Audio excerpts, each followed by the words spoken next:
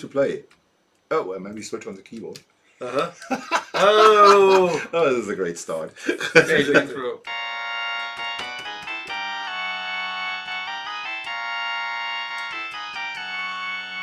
We should do this every episode. You better put us in the corner or something. Are we there? Hey guys, hi guys. How are you? Hey They everybody. probably thought they were on the wrong stream. Okay, you got the melody. Wait, I play this again for you.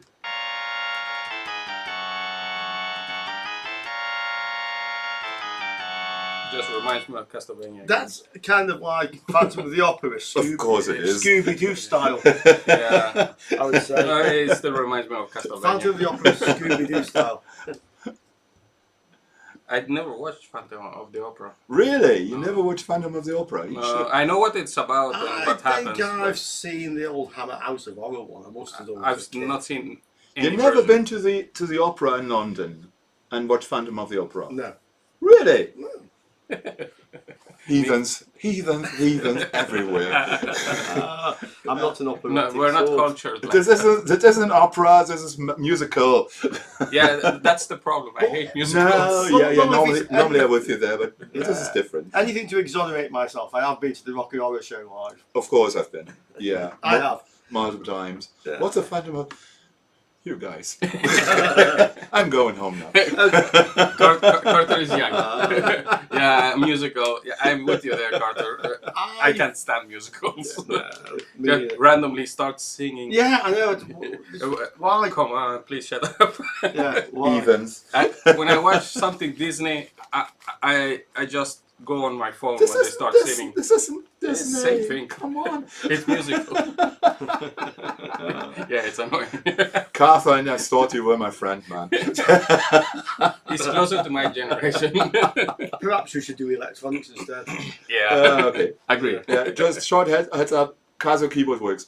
Okay, done. The Casio keyboard. Oh no, Luke. Oh yeah, I'm modified as well. Do you want to do this on the We on do. the real show? You want to We show can this do it on the here? real show. We're going to make a video about this on my channel, guys. But just a quick heads up.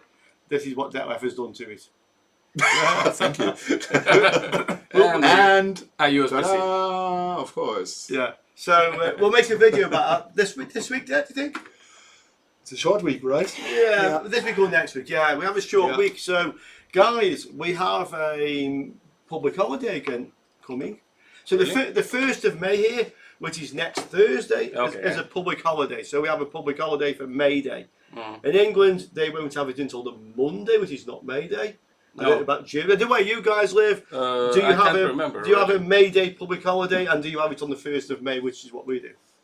The 1st of May should be the one. It's a Thursday. Carter, This year. do we do 1st of May in Sweden as well? Or is Of it the course, first Monday? I think Yeah, I this think is- it's 1st of May. This is all Europe, I Yeah. think. And if Labor it's- Day. Well, England not in England. It won't be until the Monday, the first Monday in the month. That's probably to not make Cinco the de 1st of May. Mayo. Cheers, mate. Cinco de Mayo. No, it's still cherry coke. by the Yeah. way. Cinco de Mayo. That's the 5th of May. Yeah, it's the 1st of May in No. Sweden as well. Cinco de Mayo is the 5th of May. Yeah. Oh, Yeah. sorry, you speak First French. of May. I think so. Yeah, Cinco de Mayo is the 5th of May. Cinco de Mayo, yeah. Yeah. And But- the thing is, we have here, so if the 1st of May happens to come on a Saturday or Sunday, it's still a public holiday on the Saturday or Sunday. You don't like give you an extra one to make up, it's just hard luck. It's always the 1st of May, it's not their fault which day of the week it is. Do you want to show the people the new toy you played around this morning? That camera? The camera thing. Yeah, do we it built just it. here. It is here. We'll show them that, but first of all, we'll show Okay. them this. Okay, you want to do the weird stuff first. The weird stuff first. So DEOTWK ordered this curly snaky thing. iPhone thing. with my friend Richard in mind. Like So DEOTWK ordered this from AliExpress. So what you see? 4-in-1. 4-in-1. It says 4 in With what you see one. now, you see It's a lightning port. lightning to USB, right? Yeah. Okay, pull the yellow part. Ta-da! Ta-da. Look, USB-C. USB-C. It's practically the same thing, so yeah. Oh yeah, but pull Technically, yes. the other yellow part. Ah, So now USB-C to USB-C or USB-C to Lightning. I see how they made this. Yeah, you see. Interesting. So now it's like Is that metal? Yeah, it is. They made metal parts. Huh. Interesting. I like it, but I will never own an Apple device. And Same I here, will same here, repeat. I will never own one, but since people bring me things to repair sometimes, it could be useful. True. So- I actually refuse to repair Apple products as well. Same, yeah. Yeah, I Same, usually If agree. somebody comes around, oh, can you help him with your Mac? Nope. No. I tried once and never again. So, well, guys, what do you think? How much was this debt left? You can ask questions. Okay. Five You guys talk, euros maybe. You guys talk amongst Yeah, yourself. I mean, I quite like this sort of gadget. I think they're great fun. I mean, I'm not sure how reliable this will be, but yeah. It seems quite sturdy. It does seem quite sturdy. So we'll considering it's metal. Let you know. So this came from AliExpress. Yeah. And I it couldn't remember what cost, this was. It wasn't much. It was cheap. I would guess a $5. Something, Yeah, somewhere down. something like that. Yeah. Yeah, I can't imagine you paying 10 euros for a cable. Great, pages under maintenance. Oh, we can't go. I can't tell you We that. can't go. AliExpress is under maintenance Yeah. at the moment. AliExpress is completely under maintenance.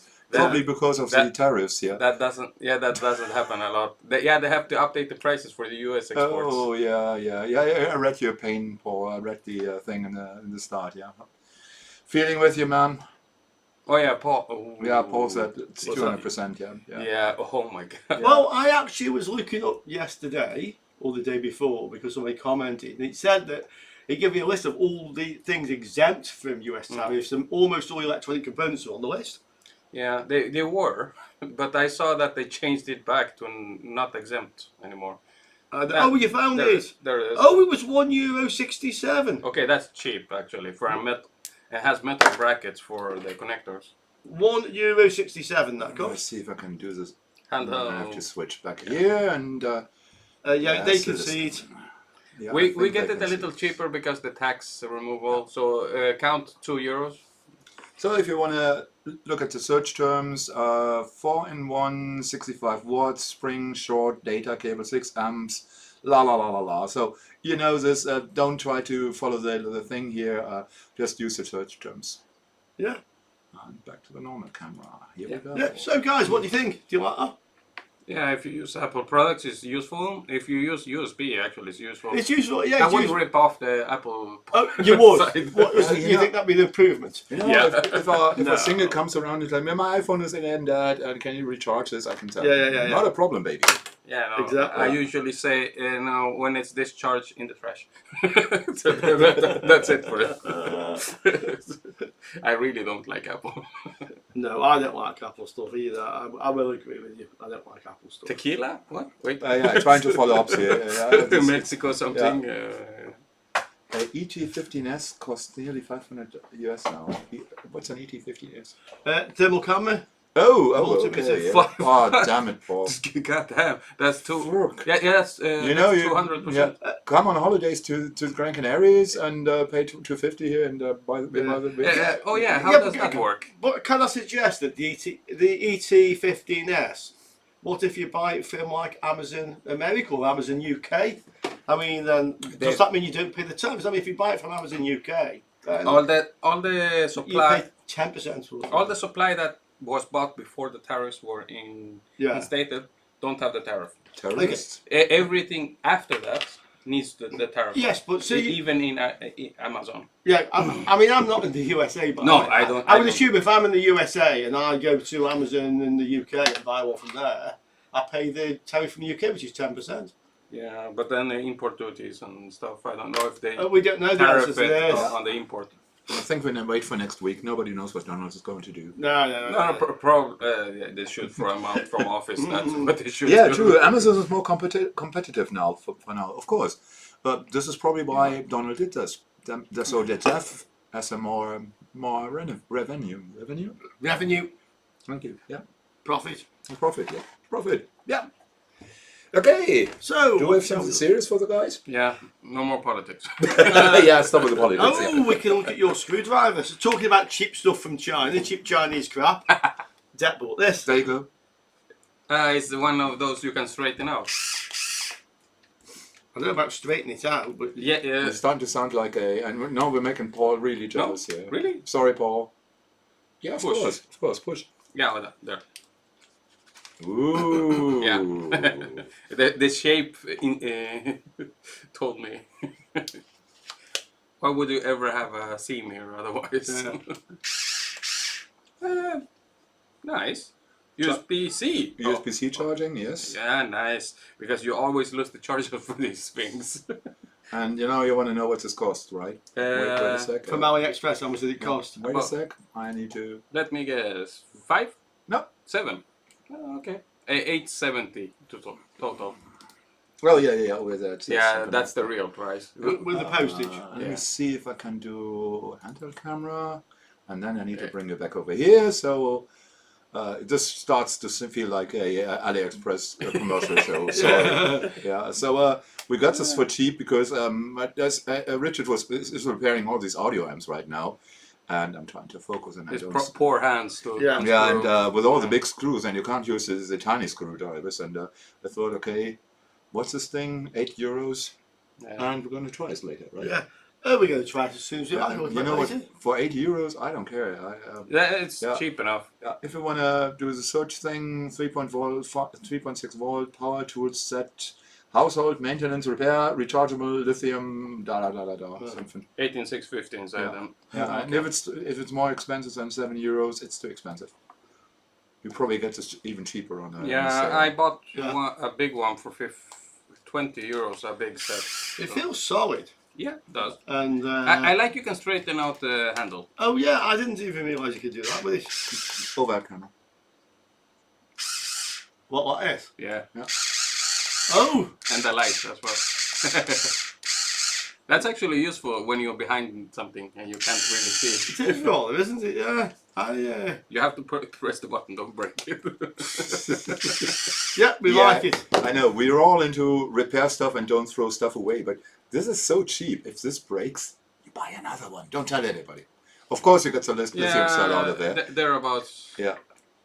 But repairing something like this probably isn't worth your time. Yeah. Maybe soldering on a new 8650. Actually, really, no, be a bit slow, but what we ought to do, maybe we want some cheap components, we'll just sell them to you from the Canary Islands, we'll just get them from China. Yeah, sure. Yeah, because we don't pay any VAT on them here. Yeah, to our poor American friends, To our poor American friends. I've also got some thermal cameras and things to sell, which I've reviewed, by the way, so I'll let you guys know. That'll be cheap. I'm serious. Yeah. I have a box full of stuff here for sale at the moment, guys, so anybody interested, let me know, I can send you a list. Yeah, an 80 kilo laser as well. I have an 80 kilo CO2 laser which I need to find a home for as well. Yeah. but the test equipment is light, so it doesn't cost much to post. I'm sure we can come to some sort of arrangement, and I don't know. You might end up paying 10% if there's any from the Canary Islands, but because we don't pay the 20% VAT to start off with, it's cheaper. Yeah. Oh, you can use your company to do. So my SL, Corona Guard SL, is actually licensed for import and export activities. So we have like a special that name on the window there. Oh yeah, that one that is totally out of focus. Corona Guard. Corona Guard. It's now back to front. But yeah, Corona Guard is a limited company which is under its list of licensed activities as import and export. So. It's probably strong enough to drill small stuff, Mike. Mike, it only came with the drill bit. Wait, I try to get this in camera here. This only came with the drill bit, but since this is just normal hex socket, you can put on a hex drill bit if you want to. Yeah. But we'll be slow. We'll be slow, and not powerful. And don't try to drill anything into concrete. Don't. Even my big drill struggles. Can it be used as a blender with a whisk attachment? Oh! Yeah, see, there's a project. Something useful. 3D print something. Okay. Do you know, I had a crazy idea for Project Death, and I was going to tell you this morning. Oh, crap. I'm not sure how useless this idea is. Oh, useless project! Yay! Okay, so what did I think? It's when we were playing around with this soldering iron project. Oh, the one that never will get done. Sorry. Oh no. So Tim's been working on it. He's actually made a bit of video sent to me, so we're working on this together.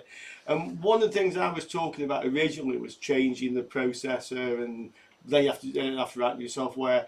And the 7-segment displays were quite expensive on there.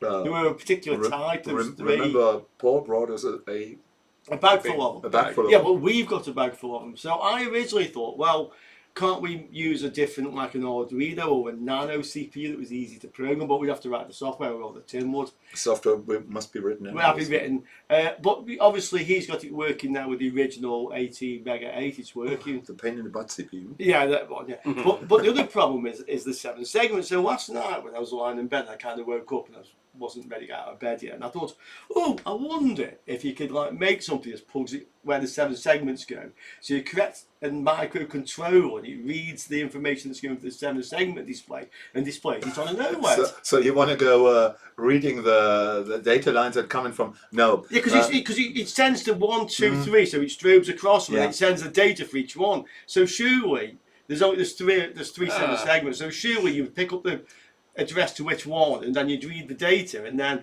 put that onto an OLED display. And I thought, hey, that would be interesting. You use a micro that's three or 4 times more powerful to read the segment. Yeah, to read what would normally go onto the 7 segment display. I'm with you here with the useless project. Yeah, I agree. How possible is that? It does work. Software must be written anyways.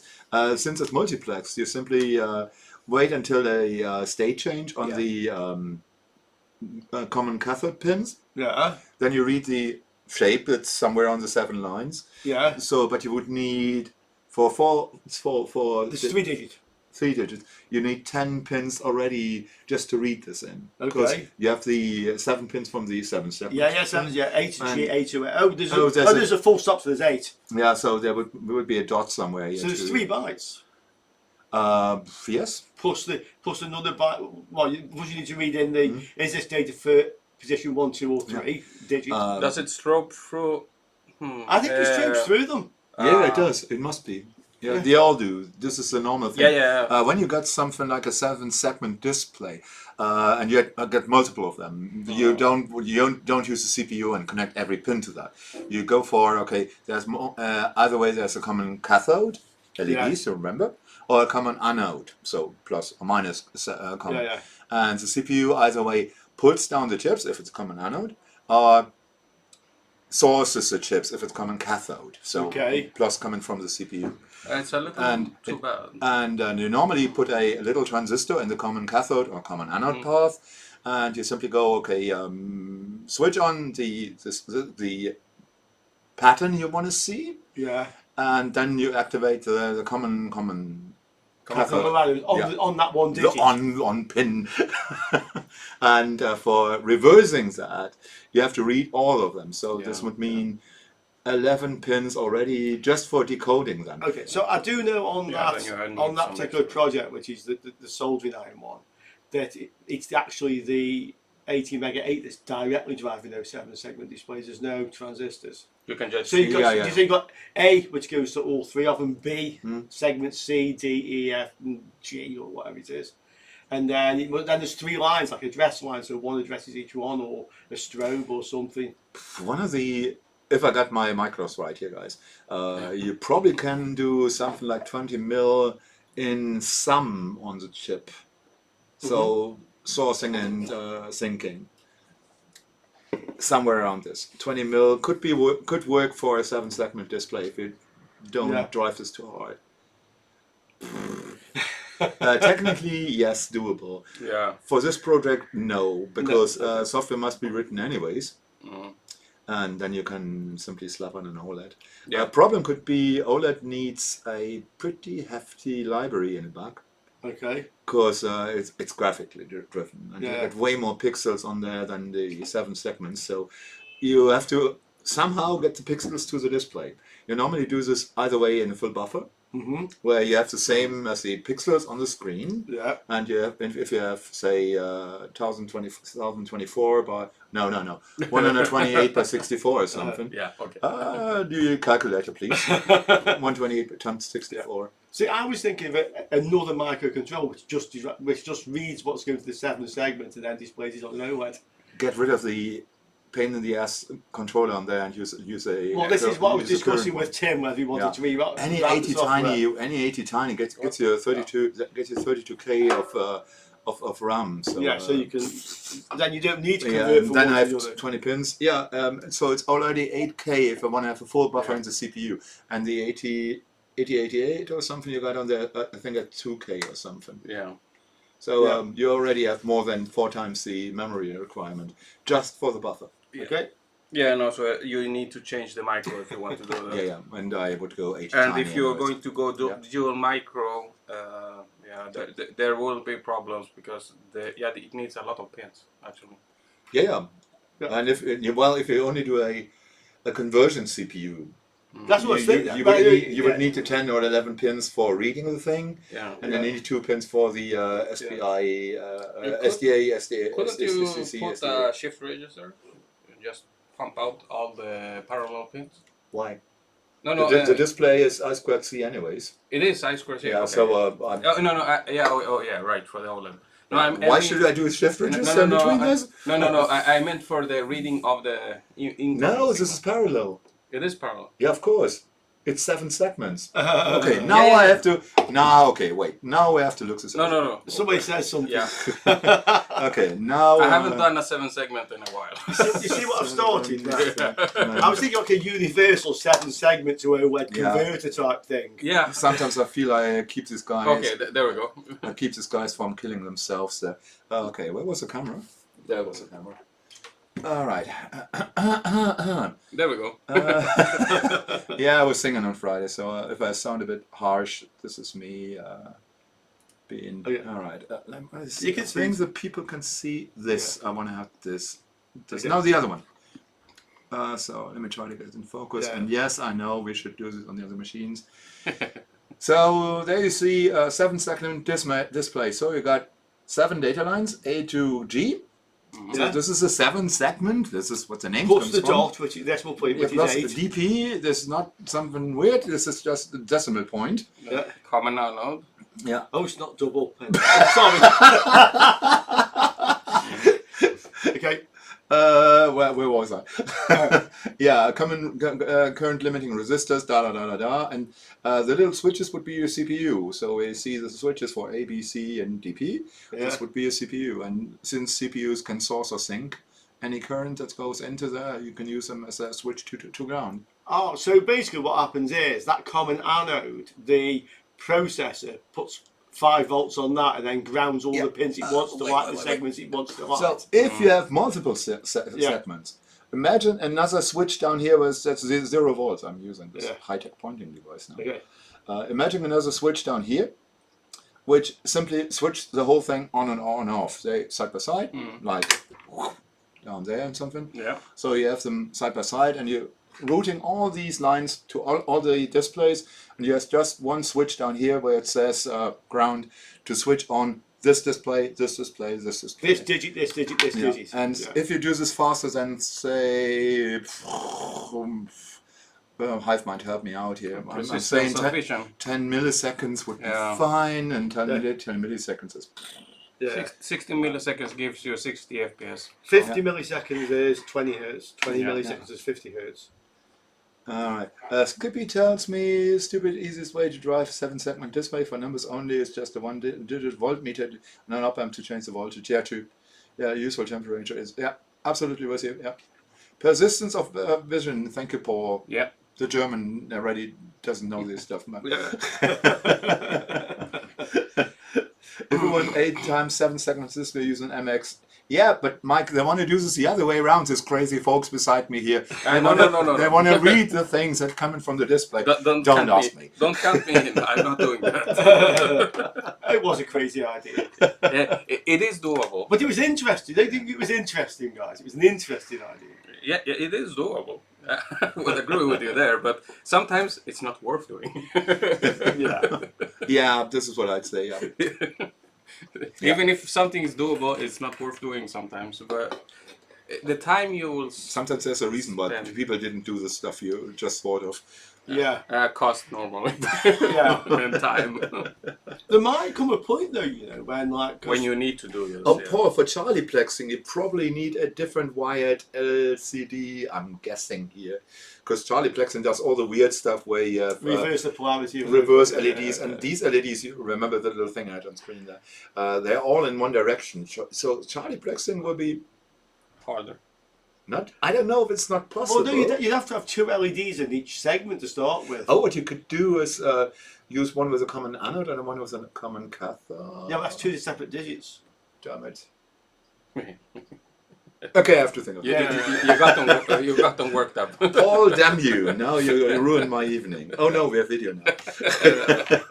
No, there's no point. A more possible point, useful thing would be, obviously like people into vintage stuff like these days, like old video players and cassette players and stuff, Yeah. is the fluorescent displays fade Oh, over time. vacuum We'd be to fluorescence. make like an LCD Oh, panel to replace yeah. the fluorescent displays. Yeah, I know. You this have is a high. laptop with the amber display at my place. Yeah, This is high voltage. Yeah, 200 volts. Yeah, but, it hurts but like you can hell. see the battery some possibility, some reason what he put up. What's he say? That's your idea. That's Just a a You time need to read it. the camera point at the display yeah, and that, training AI.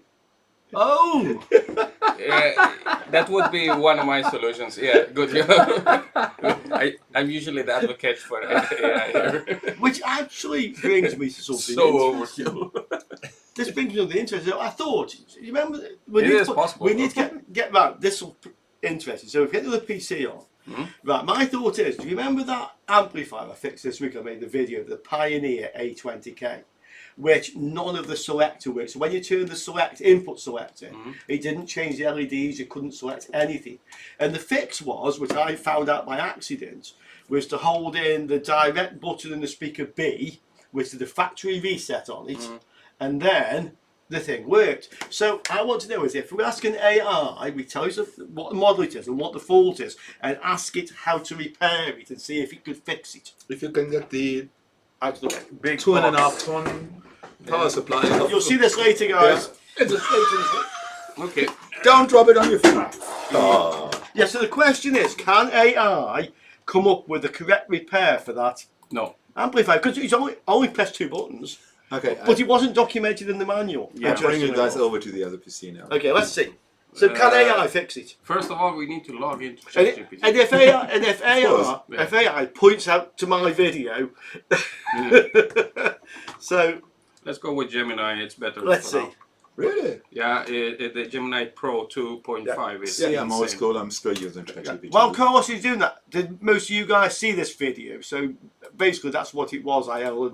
According to the manual, I found you could hold in direct and speaker A, and you could read the firmware version, which I did. And then when I did it the second time to show you guys in the video, I made a mistake and pressed direct and speaker B. and it fixed Greg it. says you should use Perplexity AI. It gives you better answers. Okay. Perplexity, yeah, it has some better, what's it called, system prompts. Put on. So it's a Pioneer A20-K. Give it time. Holy crap! It's There's slow. something going on, yeah. Yeah, Mozilla. That's the only thing I have to say. It knows what we're going to ask it. Doesn't want to tell us. Okay. You maybe want to press enter. Sometimes this helps. Gemini. I'm not used to that. Oh. Crap. I bring you to the other computer. So Carlos can try to figure out his password. Okay. Yeah, I know. I'm trying. Too many Because tries. surely AI can fix that because it was just on some buttons there. Go for ChatGPT. You don't need a crappy password. You do actually. No, they don't. You sure? ChatGPT. Yes, I'm always talking to ChatGPT without a password. No. Oh yeah. Okay, I'll bring you back over So it was a Pioneer. Oh, this is the wrong camera. Sorry. Pioneer A20-K, or you can leave the dash K off with whichever. Let's do the Okay. dash K to give it the most. K for Oh. K for kilo. Yeah. Then you put a 1K. What?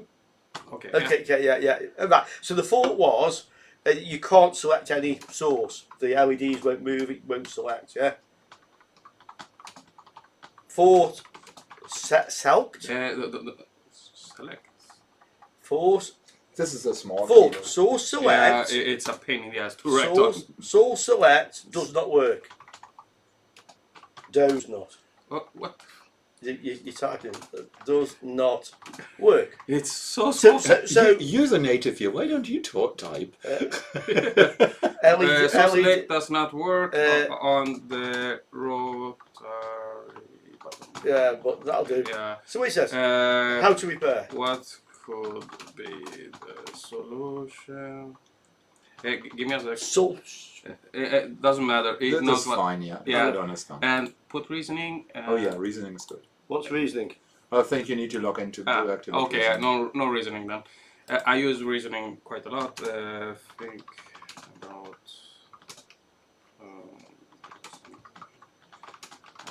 The sound. I can't even Yeah. do this. That doesn't matter. Yeah, now I'm. Think about now the you're sound stressing to- the AI. Yeah. And God damn it. Do I really have to do the one button dance here because it doesn't register all the presses? Give. Don't forget to say thank you and stuff. Thank you. Okay. It's either going to safety first. What? Pioneer amplifier. Okay, it knows it's an amplifier. I didn't. Cartho, put you're that right. Expect the rotary switch mechanism. Yeah. There's nothing wrong with Locate it. the rotary switch. Check for visible damage. That's fine. That's good. Clean the switch. Okay, good idea. Work the switch. Let it dry. Okay, standard stuff. Maintenance. Check your rotary switch internals. Check wiring. That's what you did. Sorry for all the guys who are on your phone. So they probably Test can't with read multimeter. anything. Replace the rotary switch. Additional. Okay, right. Right.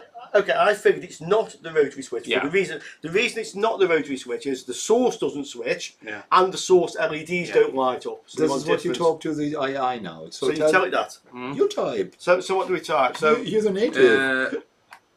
Tell it the switch is fine. so we have to go back. No. I don't use this thing a lot now. I never. Okay, Right down there. here. Just continue. Yeah. The switch is tested and works fine. The rotary switch, yeah. You Rotary You don't need to be so specific. It Okay. actually knows by context what you're works. talking Okay. about. Yeah. It seems to be a Okay. Switch a usage. tested. Okay. Mhm. Both source switching Mhm.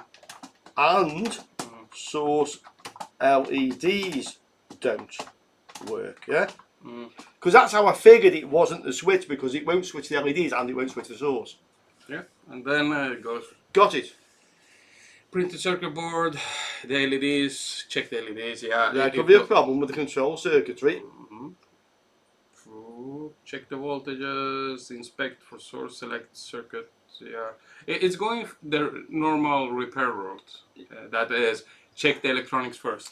Look at this step 5. Inspect the microcontroller. Oh, yeah. Not bad. In the micro, Yeah, that's use good. the manage. So that yes, it uses a microcontroller, and a failure in this IC could cause both issues. Step 2. Reset the microcontroller. In some cases, reset. Ask it how do How you to reset? Yeah, ask Okay. How to reset the microcontroller? How to reset the micro. How to reset that? You don't need to be so specific with these things. Turn the power off and on. Okay, No. that doesn't work. Anything else? Method Hard- 2, hard- hard reset. Okay. Right. Some amplifiers the reset pin will dedicate. There isn't a reset button. Check for reset pins. Use the reset pin. Jumper Use wire. reset button. That's not a bad idea actually. Firmware reset. And some firmware reset. Okay. This is more common in modern devices. Yeah, true. Well, it is actually applicable. Disconnect the microcontroller. Okay. Well, It's a mains powered device. So they want you to desolder Yeah. the micro. Yeah, okay. Reset with the ample. I tried to open this on the other machine. Let me try if I can get this going here.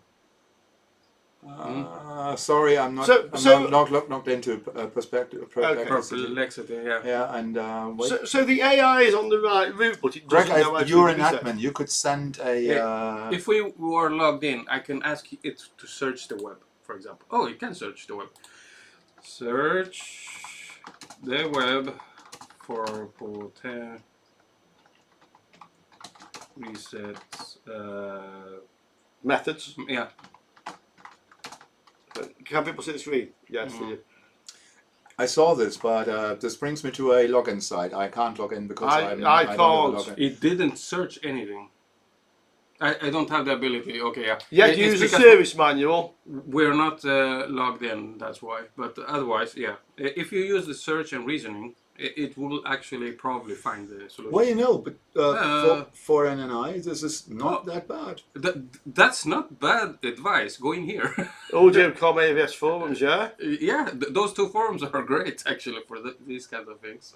YouTube tutorials. Yeah, true. What it says, it specify any? No, it needs the search function to work. Yeah. Specifying exactly.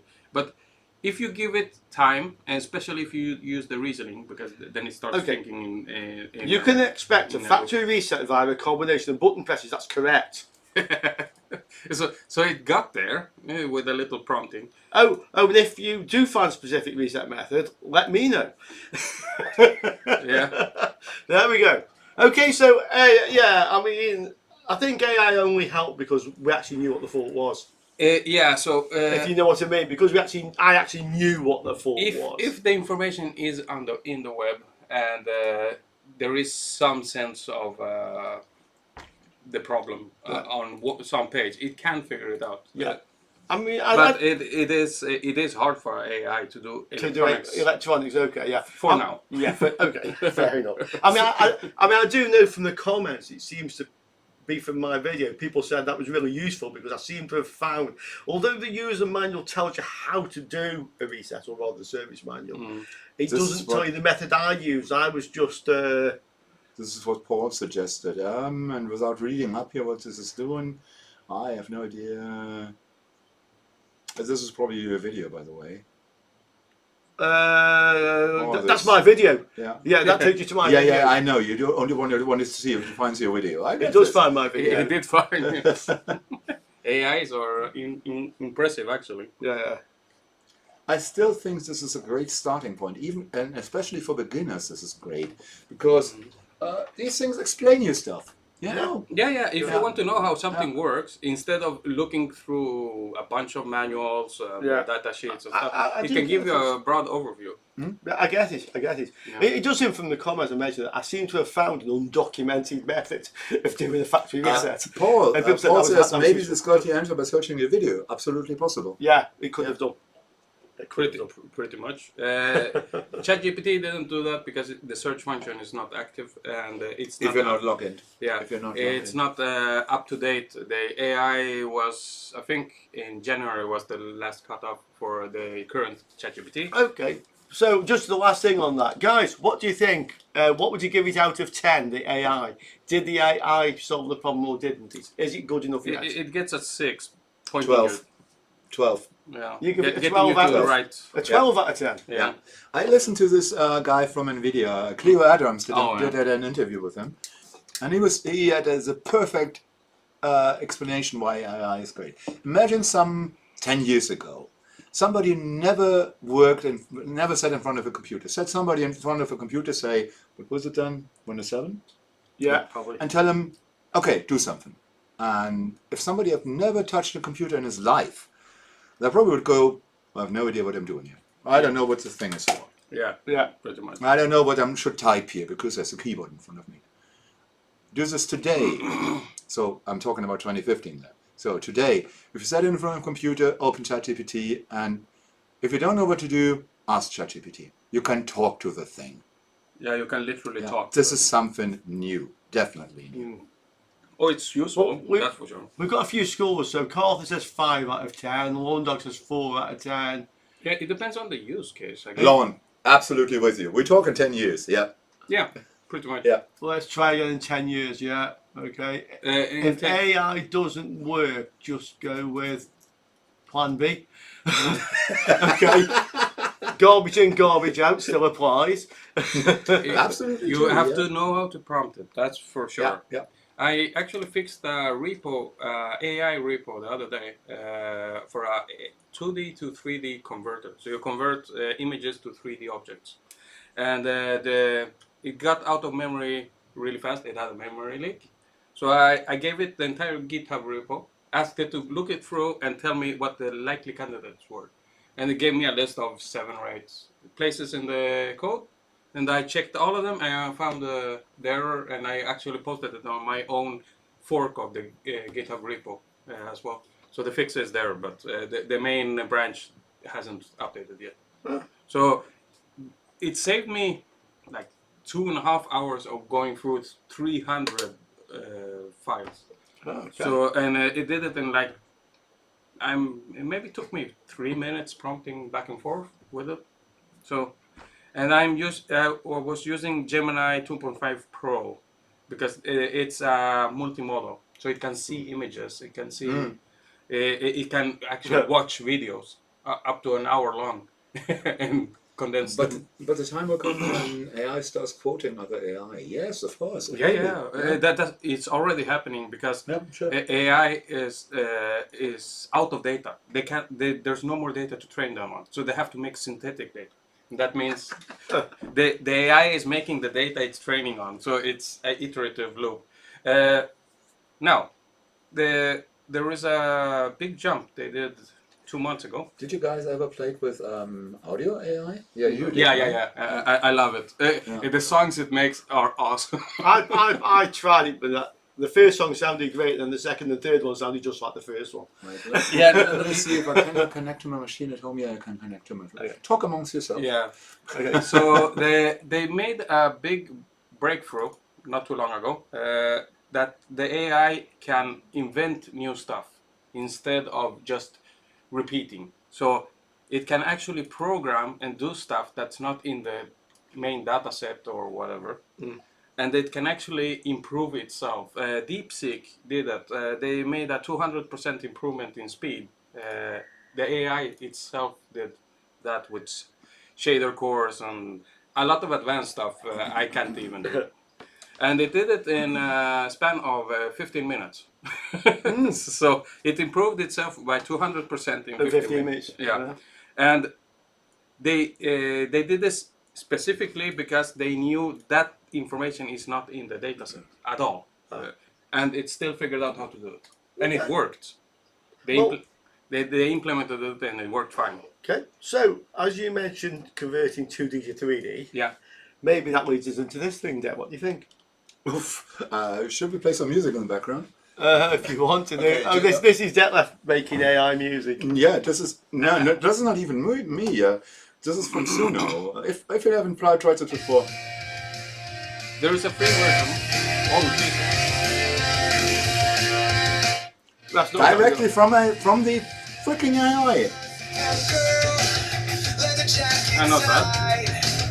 Okay. Now, Not my cup of tea. not my cup of tea, but I actually found. Wait, got one for you. Okay.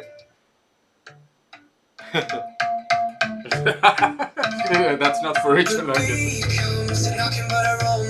Yeah, and that's generated by AI.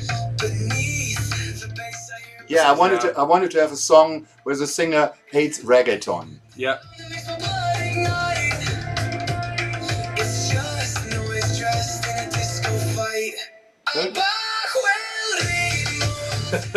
And you know what?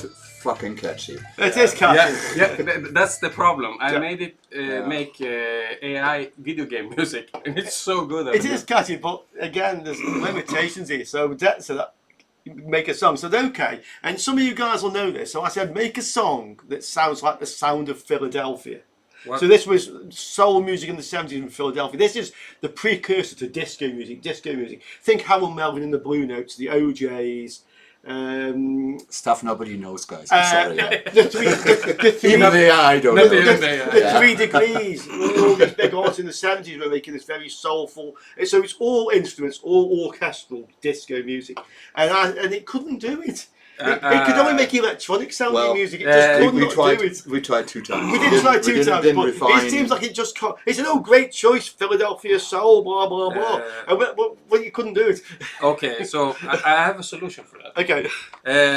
Suno is blocked, IP and copyright and all that stuff. No. It blocks you from uploading copyrighted music. Ah, okay. And there is a different version that's completely open source, and it's called Refusion instead of Suno.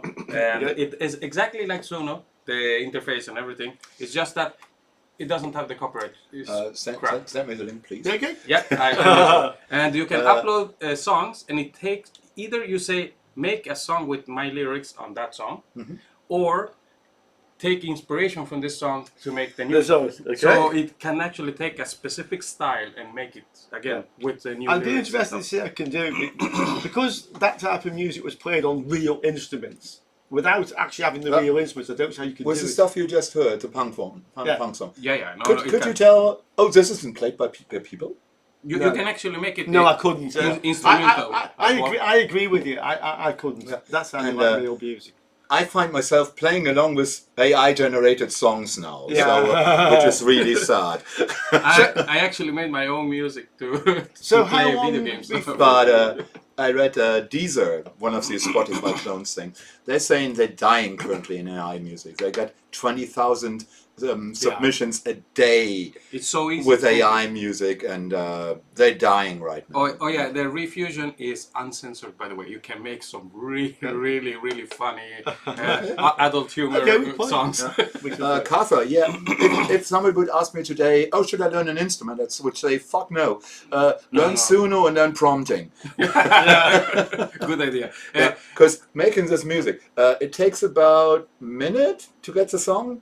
So it's faster than playback. You get 2 songs for it. Yeah, you get two songs. So, And with Suno you get 10 songs a day for free. Yeah. And next day you get 10 more. The so Refusion is free forever. So I'll send you the link. And Tim said something about what's the copyright. Suno says it's your song. Do whatever you like. Yeah. For $8. $8 a month. Yeah, $8 a month. You get a subscription on Suno where you can generate songs until you die. Yeah, but and they say.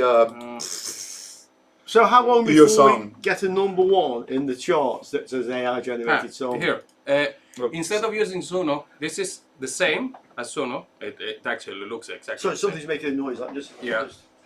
And it's we don't have audio output on this one, so you can't play that. no. I know, but it's to show them the page. Yeah. Copyright is all yours, and it's free, 100% free. No monthly cost, no nothing. And it has the same generation time as Suno, everything. It's actually as good, or maybe a little better. Yeah, well, I'll say that AI music's taken over when we have a #1 song in the charts, and you go down to the pub and find a real band doing a cover version of the AI generated song. As I said, I'm playing along to this AI stuff. Yeah, and I find myself thinking, oh, this is a nice progression. Oh, this is interesting. Yeah, the reason that's not happening, Rich, is because there are interested parties keeping AI music away from the top 10 and top 100 because of the money involved. Well, but because I can imagine. Yeah, so they're trying to block it. Same with the video generation. We're getting very close to be able to generate a minute. So the fridge which is broken is now making a lot of noise. Yeah. The fridge is gone? I told you. The Hit compressor. it with a stick. Always works. Yeah. Thanks, Carter, for putting the link in the... The problem with AI is they are only going to survive if they start making a profit. Yeah, but because everyone can make it, the profit will disappear.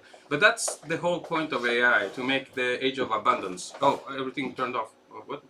Okay. Are we still there, guys? Please tell us that we're still there. We just had a blackout on the screen. Yeah, a small glitch. Both screens went blank and came back. Look, we're still transmitting. Yeah, okay. Yeah. Thank you, Katha. Okay. So, what did you do there? This thing. Okay.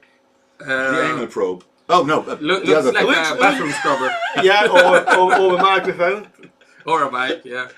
Okay, so this is a 3D camera, I'm guessing, or a 360 camera. It's a 360 camera. Yeah, fisheye 360 camera. This is one of those people put in their mouths and run around with that they look like. Yeah, look it up on YouTube afterwards. It looks funny. They put them in their mouth and then they run around with them and looking like complete morons. I can't even get that in my mouth. No, this is chunky. People. Yeah, it's a new thing on YouTube. I don't get it. I'm getting too old for stupidity. Still Cherry Coke. We got horrible other stuff. You press and hold in the power button. Yeah. Oh, I've taken the memory card out now because it was my memory card. Oh, okay. But we tried this today. We took this out to the car boot sale, and we made some video with it. We have a pocket here somewhere. There's a pocket. You can have a video clip from that one. Yeah. Yes, it has a fisheye. Yeah, two It has fish. two. Like crazy. So it films like a sphere all the way around Yeah. you, and you can't see the stick. The stick's invisible. Yeah, you look like a total moron with your fist out there, and some AI overlay there looks And totally you can't see the stick. idiotic. If you want to put the card in, you have to take the battery Yeah, now out. you show the people. Now you have to show the Now people. show how people. it Look, works. give us the overhead camera then. Yeah. Get here Clips on it. here's the overhead camera. Okay, so There we it go. works by pushing the two little clips in, and this pops out. Do the telescopy thing. Zoom. I'll hold it. Evening, Chris. Okay, we come down. That's a bit better. Yeah, a little bit. There's a SD card reader right there, I can see. I haven't seen this thing before, by the way. So if I screw up Push something, it goes click. it's their fault. Evening, Gordon. There we go. And then Drop the battery back in. Have a good one, man. is not. Oh, exchangeable batteries. This is great. Yeah. True. Yeah, you can buy spare batteries. So the X5, which is a new one, which I'm thinking of buying, runs for 180 minutes anyway. And it's Okay, and it condenses the view. Nice. yeah, but it's not filming in vertical video. This is just a window to what, Yeah, it what it's condenses. filming. So it takes the sphere and Yeah. maps it onto No, a no, flat no, surface. this is just part of the sphere. Look, Yeah, I know. look. But it's good that it maps. It doesn't show the spherical output directly. Oh, it can do. If Yeah. you just pinch it inwards. Yeah, I know. If you pinch this inwards. Because cheap ones of these actually show the sphere Yeah. all the time. You can see what's going on. So this is quite good. You see all around us now. You can see my hand. If over I hold it up a bit, sorry. there. You can see my hand on this side. Yeah. It's a So lot. the screen looks way better in real life than yeah. just In real life, what you see yeah. on the camera. Yeah. Oh, and you can change Resolution, so you put it into 8K. 5.7K. It's 8K. 60 frames, it does 8K. Can you see? I'm sorry, I have to switch that fridge off. It's making crazy noises. Yeah, the compressor is going bad, I think. 8K, 5.7K. Paul, yes, it does. I think there's a lot of software involved because actually you film the stuff you want to have, and then you put it into what's this thing called? Some studio block. It's called Insta360 Studio, which is Yeah. free. Yeah. And there you actually choose your output. So you do the framing after you filmed. Yeah. Yeah, so that just films everything. Weird enough, yeah, I know. Can we even share that 30 seconds I did from the car boot sale? I don't know. framed it? You have this on your connected to this machine. Yes. So I can show you what I did. So That would be good for making porn. This will be already exists, Paul. Oh crap! Of course. Already course, yeah. exists. Well, in actual fact, you can upload the videos onto YouTube. I've seen how to do it. Yeah, now, you too. can also I can upload- upload the 3D video. The People porn can videos? No, not No. the porn videos. But no, but I can upload videos and people can move. Nobody around. would do this, right, Paul? Nobody, Paul. Nobody would do this. Wherever Freudian. wherever Freudian scientists era, go, pornographers follow. Yeah. Porn is always at the cutting edge of technology. Okay, I'll bring you over to the other computer. Can I show you? Can I show the people what's on your drive there? No, this is onto the right one. You can. There's nothing in there. That's the problem. Everybody's. You sure? Right. We wait for this. As long as there's not a French spread of you, that's Oh fine. no, that's the wrong one. in the YouTube order, you told me before. YT order. YT. This PC, No, you were. No. On the drive. which is the G drive, it's this one. Yeah. You were there. YT order. YT. Okay, now I can bring you over. Oh, the other machine. And this is what we did at the car Second boot PC. sale. There we go. Okay. Yeah. So basically, Detlef was just walking alongside me with the camera, just following me sideways, and then I actually reframed it. So this shows what we filmed. This is the reframe. Give it time. Give it time. Yeah, no. This is probably you have Firefox running in the background, and this is trying to load from a 4K drive. Yeah, and you probably So this is me walking, and Det's just walking alongside me. Yeah.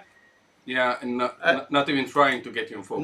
No, just walking alongside me. We get this is a bit of dust on the lens causing this. There's no focus. This is a fisheye. Yeah, exactly. Yeah, now that's the point. You don't need to worry about that. Look, watch, look. Yeah.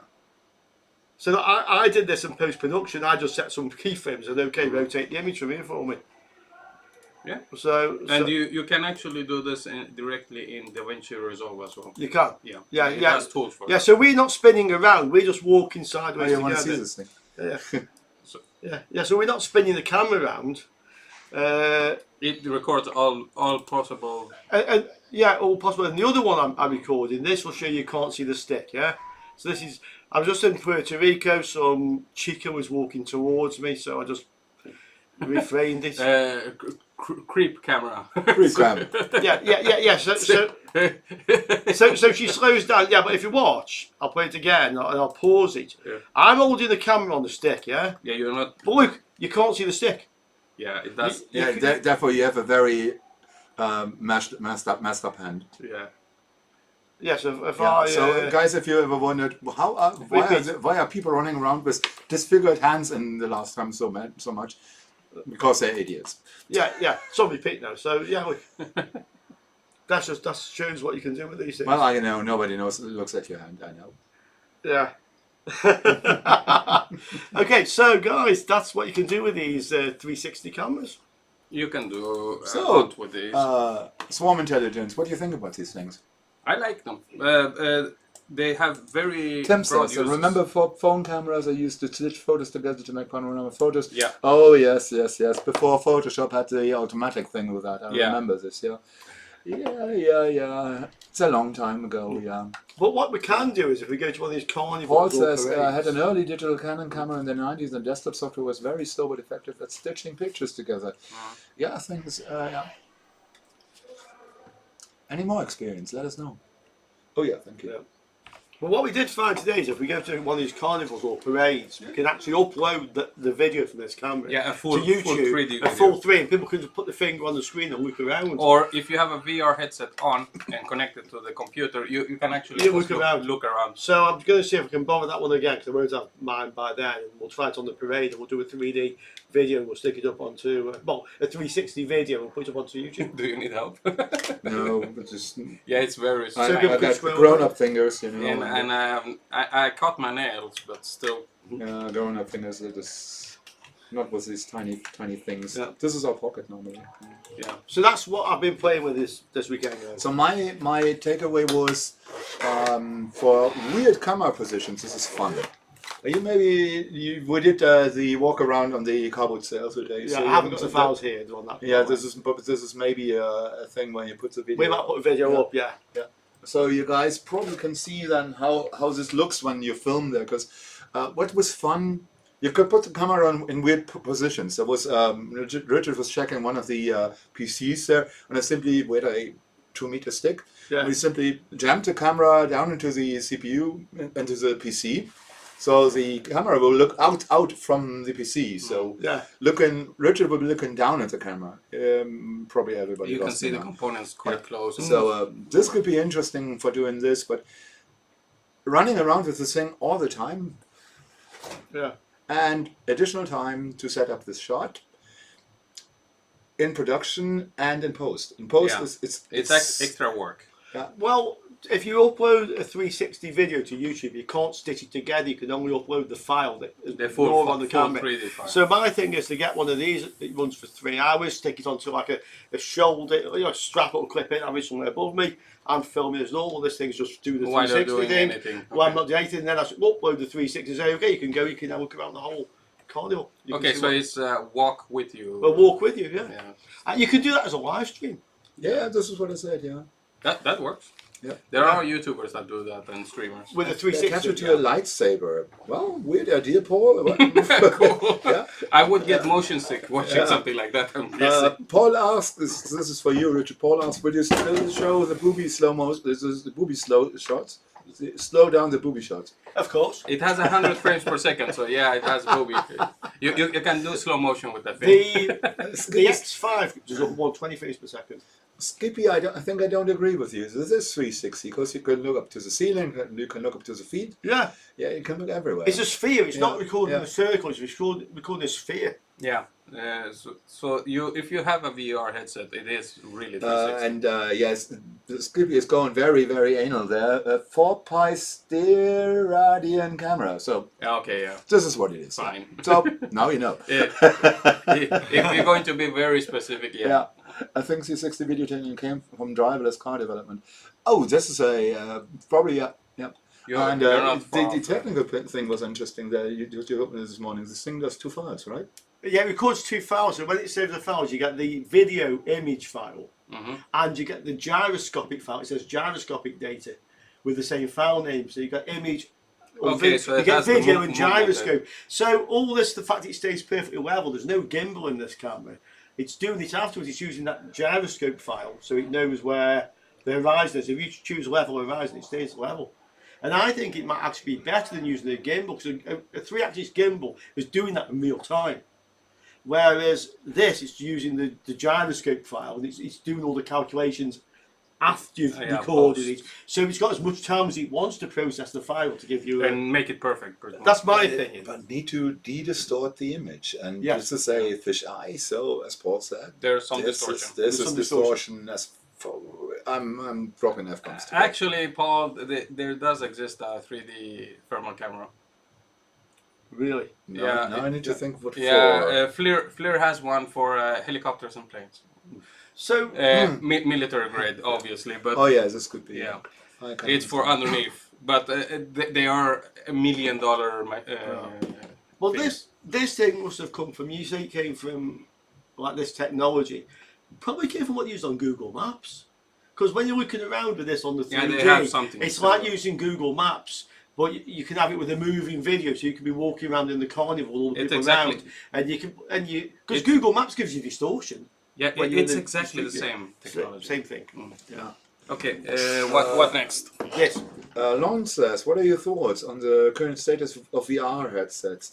How sophisticated do you think they are, or should we wait till this? Stop! Don't invest yet. They are pretty good. The new Meta Quest 3 and the video game versions of these headsets are not good at all. I have the PS4 one at home. Not good. You can connect it to the PC and stuff and do some basic stuff, but it's still too low frame rate and resolution for my liking, because you get motion sickness. But if you go for the high-end ones, Meta Quest 3, the top of the line, with 120 frames per second per eye plus 4K, you don't get the disconnect you get with the low-quality one. So you don't get the motion sickness as easily. What would it cost you for that high-end one? Oh yeah, it's like $1,000 or so.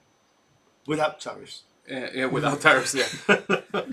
So, but they are probably at the leading edge, Meta. But there are some small companies that are making some really nice headsets that are still not released. So wait maybe a year or so and check one of the lists with the best headsets. There is one that's really light and small, just a visor, because the Meta Quest is a big bulky thing. It tracks your eyes, it tracks 3D space with a gyroscope, it tracks the environment, so it actually maps it to the virtual world, so you don't fall over a table or anything else. While running away from zombies. Yeah, so it's good in that sense for AR, for example. BMW uses that for their design, when they design cars.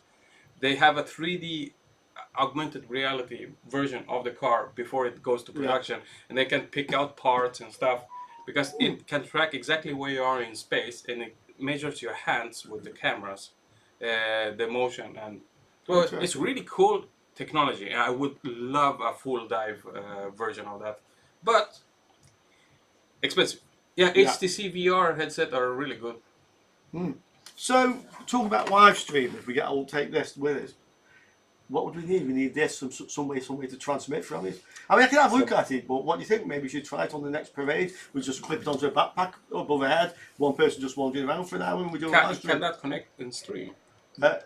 I'll research it. But, Yeah, but because if it has a USB port, it maybe can, but it's not. it has USB-C port. I'm guessing what's his face? I'll research Bluetooth.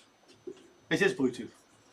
And that's probably software for your phone. Yeah. From this probably. Is Bluetooth It's fast just enough a for share. 4K video though? Oh, why would you need 4K for that? But it's minimum 4K. It Oh, doesn't have anything less. If you're streaming in the 360 view, you stream as 8K or 5.7K. Yeah, that it's too But much. you can set it somewhere.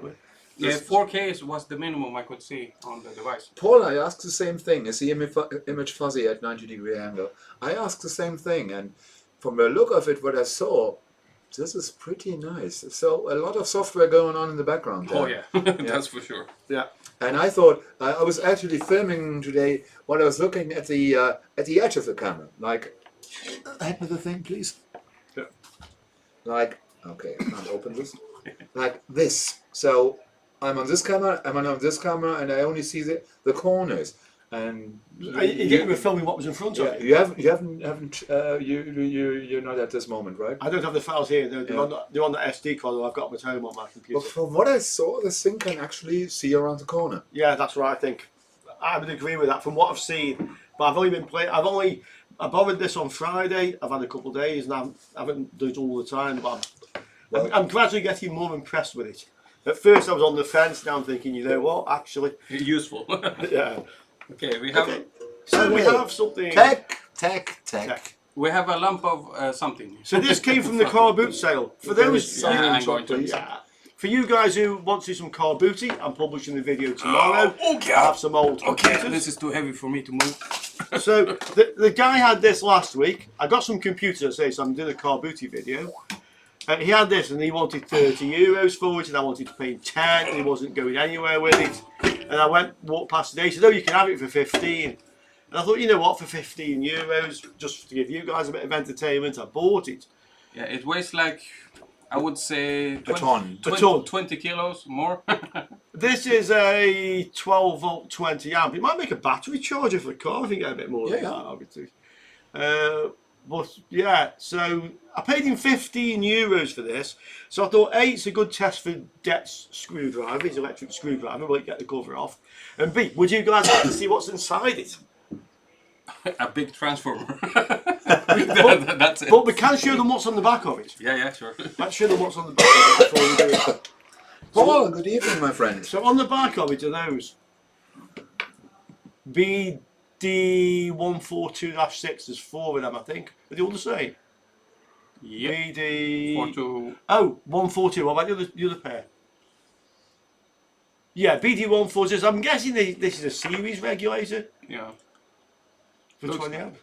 With those beefy cooling fans, yeah, I would say. For €15, I thought this was worth buying. My back would argue otherwise. I couldn't carry this right now. No, Jack made himself scarce. I had to carry it. I ran away. Then I had to carry it to the van. Okay. So the point is unscrewing the thing. Okay.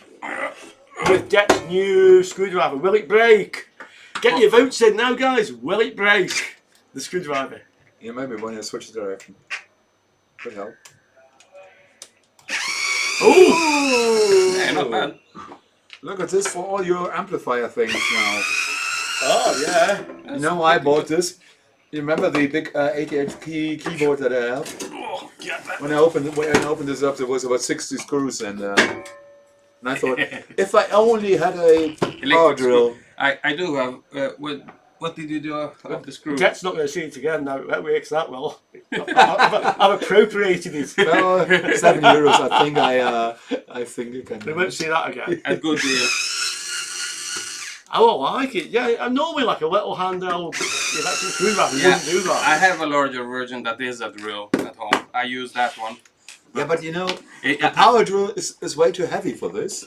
Yeah, And true. I agree. This weighs next to nothing. I have a drill chuck that would fit into that. Okay, that bugs. I have a drill chuck that'll actually fit into that. Yeah, I'm With pretty sure it's small strong drills. enough to drill. Okay, so we have more transistors inside it. Holy crap, those capacitors. And the soldering, I like it.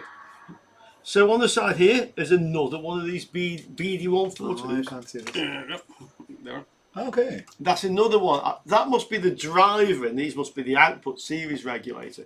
I'm thinking you could convert this into a variable supply. You probably can. And power supplies like that used for ham radio because the power requirements needs a lot of amperage. I don't know. Is Sorry, that man. a switch? Is this a fuse? No, that bridge rectifier. Ooh, A chunky one. What? Oh. Oh. bridge rectifier. Is that bolted? To that? Full Is it bridge. Yeah, rectifier? it's bolted into the Yeah, and that has a screw. into this metal So plate. this will probably get hot. Yeah. So the capacitors are 10,000 microfarad, 25 volts each, and they're in parallel. So we've got 40,000 microfarads there. Nice. Okay. Yeah, this can pump some power. And the core, most of the weight comes from the core. The transformer must. Yeah, the transformer. It's insanely big. And lucky for me, no dead bugs. No? No No, I cockroaches. can see. Uh, Don't say the word. Cucaracha, It's getting cucaracha, worse. simbaracha. It does have a fuse. Have you checked the fuse? No, but I'm going to say, would you guys like to see us plug this in? Would you like to see what happens? By stream.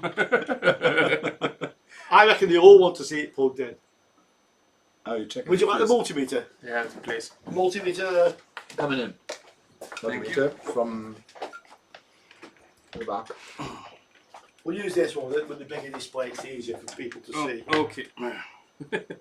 You got it. Yours back. Oh, okay. Oh, so it's the same. Look at you. Yeah. Yeah, I gave that one to Dad. They're basically the same. Where's beep mode on this thing? What do you want? Beep mode. Oh, no. Do you have to turn it on to beep mode or it's already there? It's not beeping. Oh, yes. Let me just select. Right now.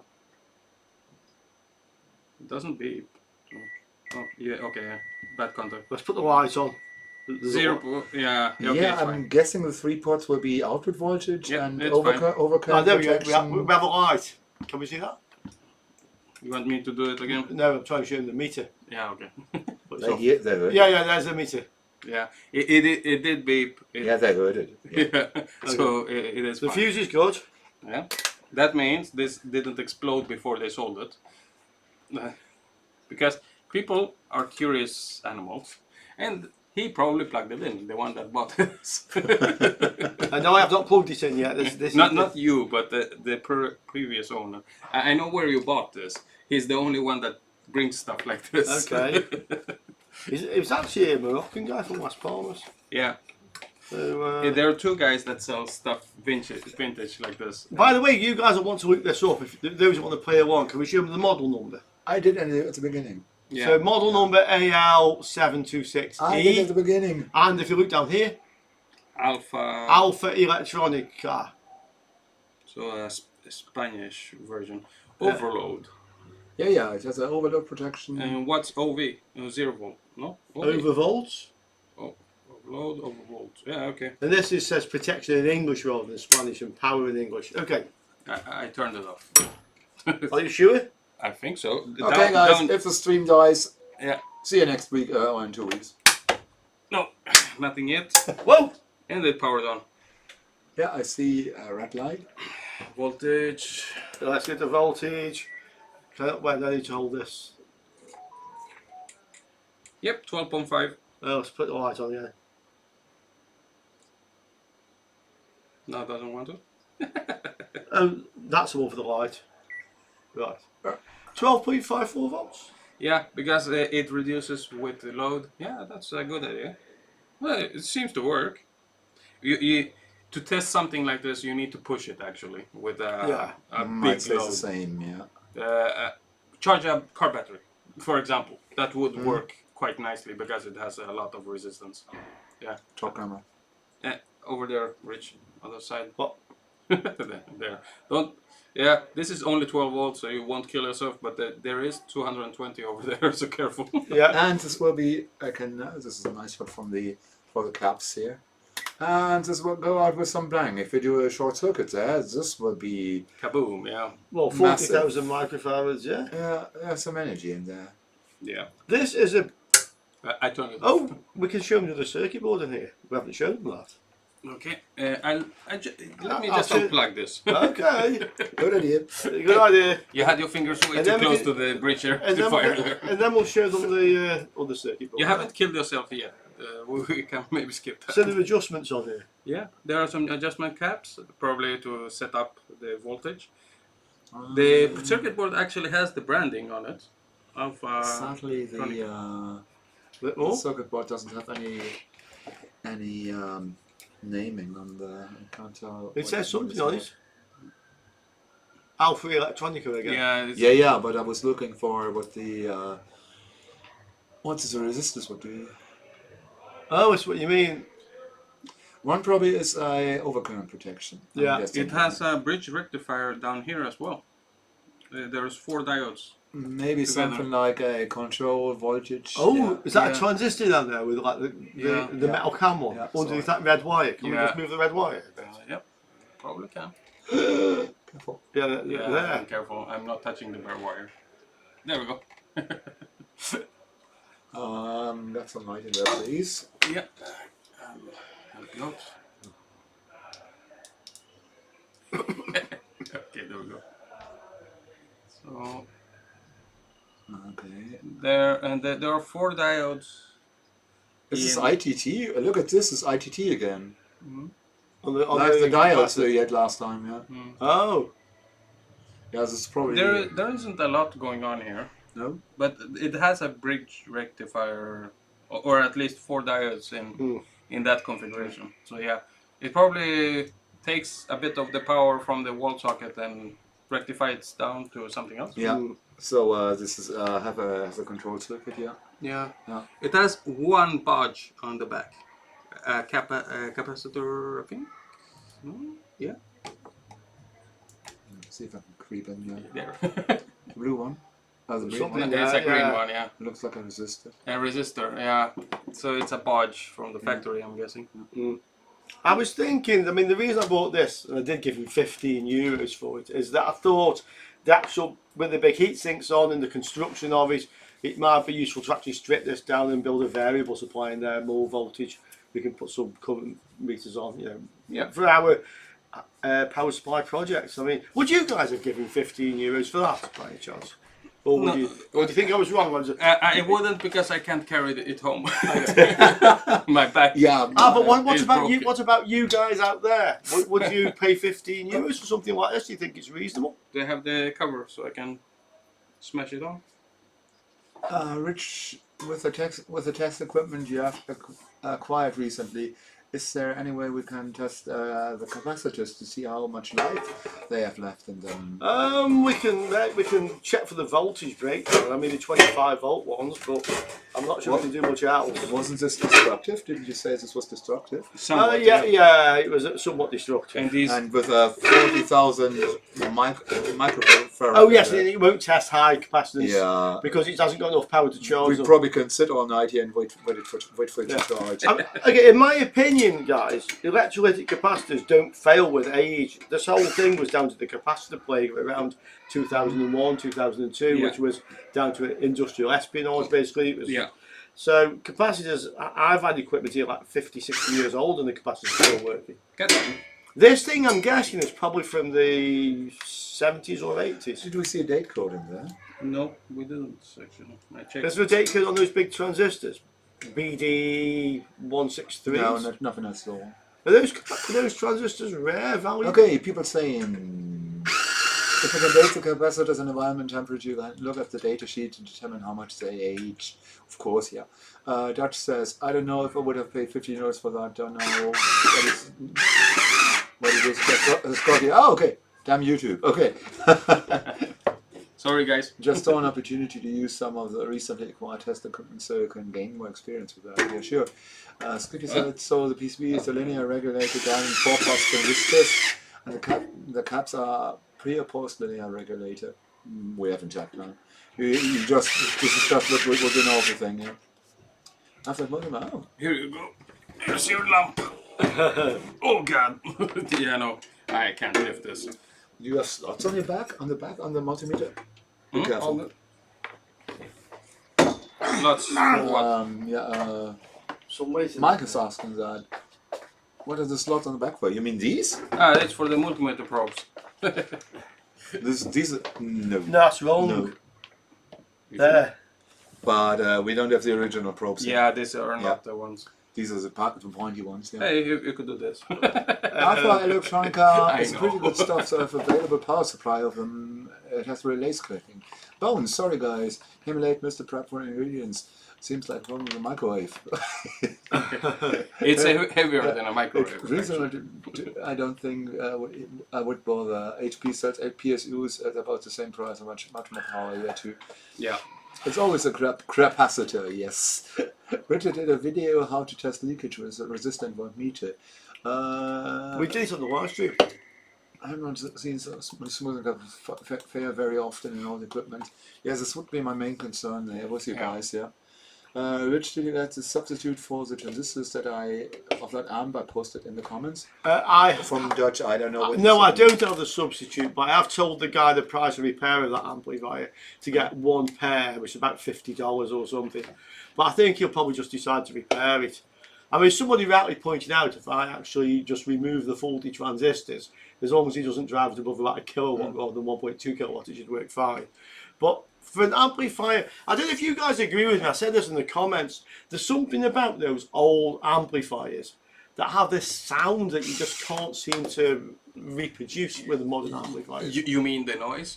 It's No, warmer, there's something. yes, the sound is warmer, There's something about the sound you get out of those old amplifiers. Yeah, that's why audiophiles pay top dollar for vintage stuff. Dutch, yeah.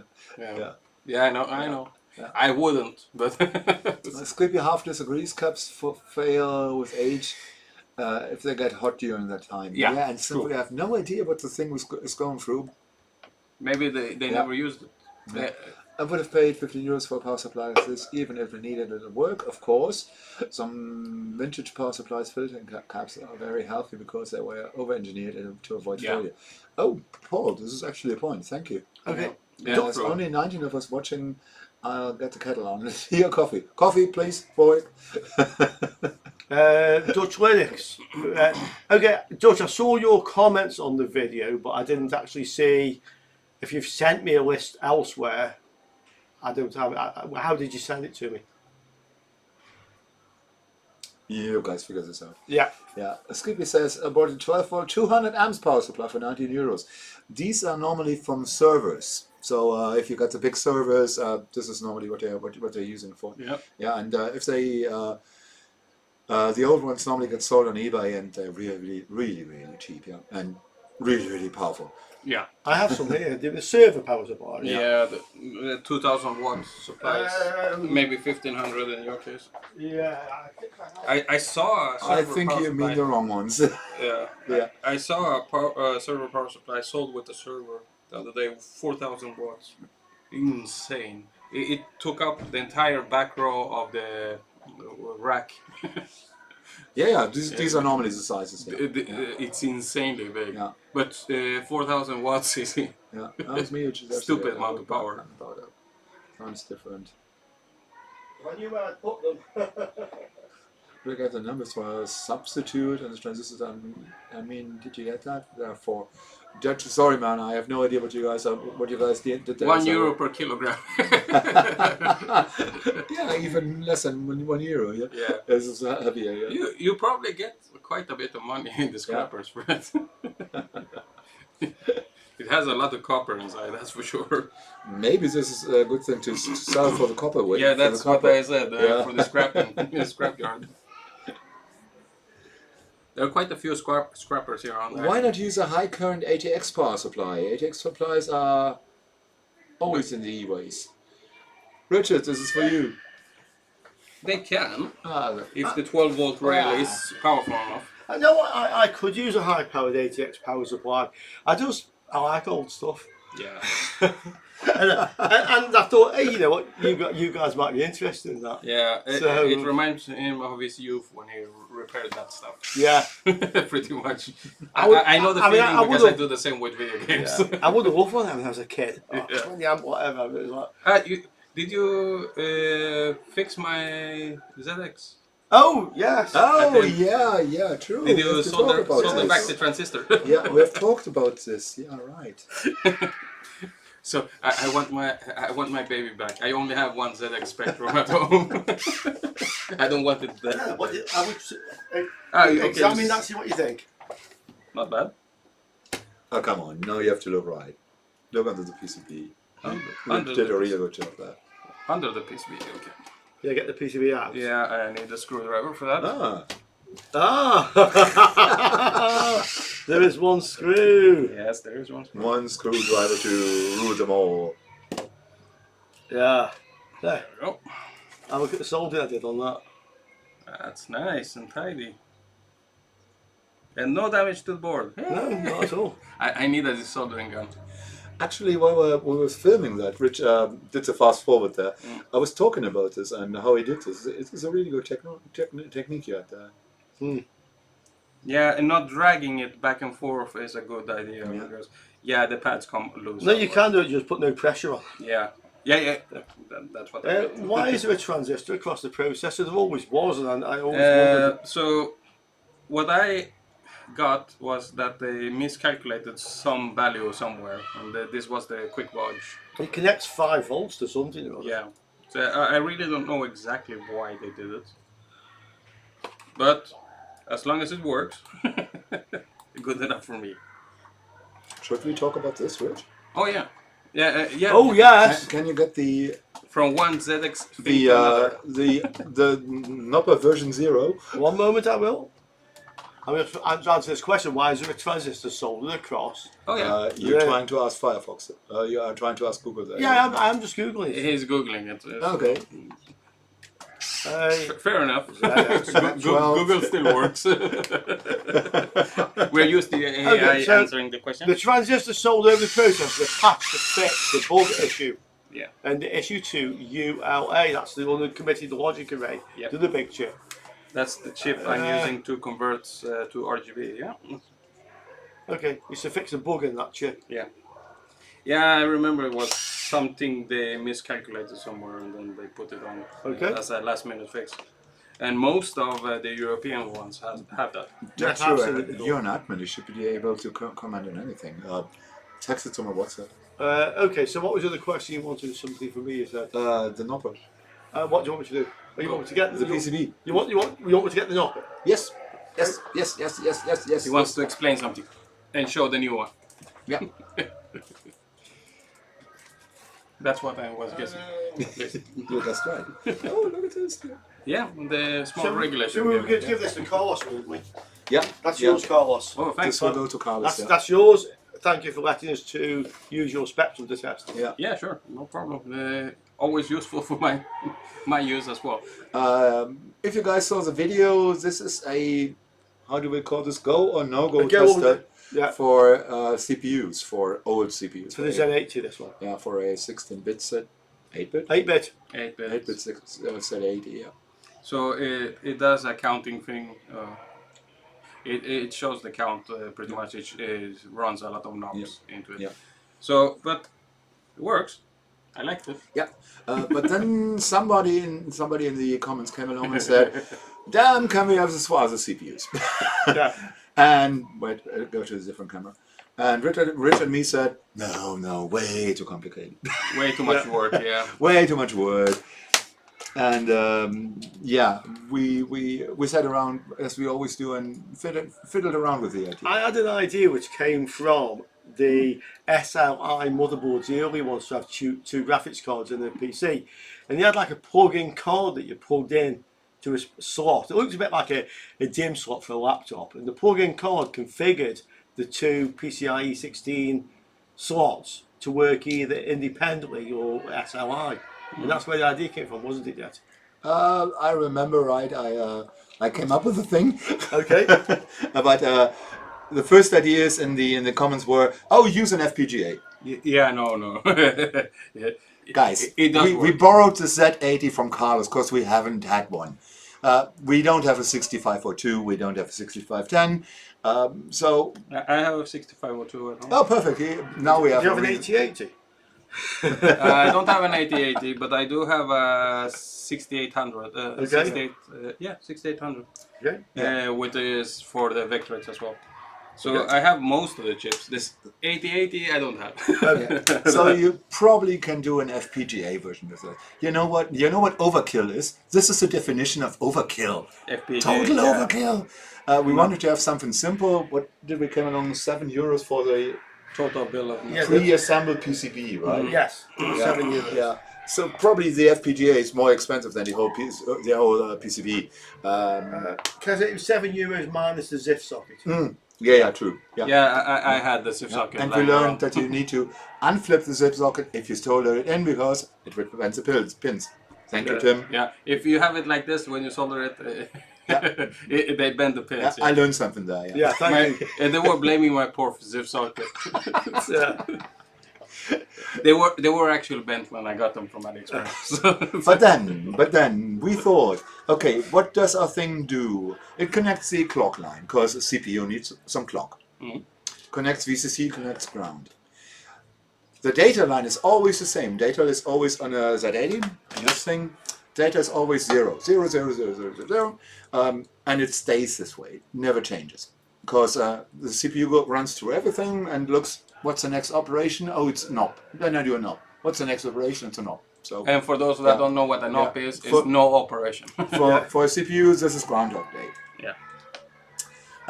The outputs is the address bus. So address bus simply, you don't want to pull it down with heavy loads. So some big resistor are you 2.7K with an LED. Every CPU can do this. And this is all we needed to do. And the only thing we needed to change for a different knopper would be the pinout and the setup for the knob. The hex code for knob, hex code which is for a the single knob. byte instruction. Yeah, because on a 6502 it's EA or something, and this is a 00. 6800 I think is EA as well, if I'm not mistaken.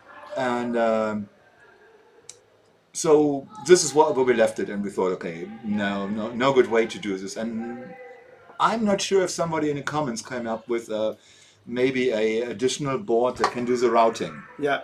I'm not sure. I really have to read the things, but yeah, I was in the comments there as well. This is where my SLI adapter thing. Yeah. This came later because we said, okay, Yes. this feels like an SLI adapter. So we came up, and I have to do this on a handheld camera. Sorry for this, guys. Yeah, because it's on this computer now. Trying to get a bit of The focus. universal knopper. Yeah, there's the universal knopper for you. This is a ZIF socket over here. This is a ZIF socket. Test pins, of course. Address lines 0 to 15. Some support circuitry. And then you see this little thing here. 1 pin row and 2 pin rows. Install keyboard here. Keyboard, yes, it's a joke. And what we're going to do, let me see if I got the other one. The keyboard for the Z80 would be like this. Imagine the pins on the other side of the board, please. So all these lines must be data lines and the data lines on some additional lines that we need to do here. And what this does, it has, I can show you the, no, wrong, right, wrong. Knopper Z80 board, no, this is the wrong one. There's a ZIF socket, and the ZIF socket goes right down to pin headers. So all the ZIFs here, Z1 to Z40, are on these pin headers here, and the other pin header from mainboard over here, I hope this is in the shot, only has the address lines that we need to come back to us so we can read them, the clock, the reset, and the ground. All the connections are done on the keyboard. This is the keyboard. So these are my knobs for data line 0 till 7. I really hope this isn't short. All zeros. Yeah. Additional signals. Someone said something about memory request and M1 could be interesting signals, so I left them on the additional board. Some support circuitry. I think you need to get the CPU running. I'm not sure with that, and we didn't test this, but it worked on the 0, so I'll never change a running system, you know? Yeah, pretty much. And there is my interconnections here. So address line 0 goes to Z30, address line 1 goes to 31. These are the pin numbers on the ZIF socket. Yeah.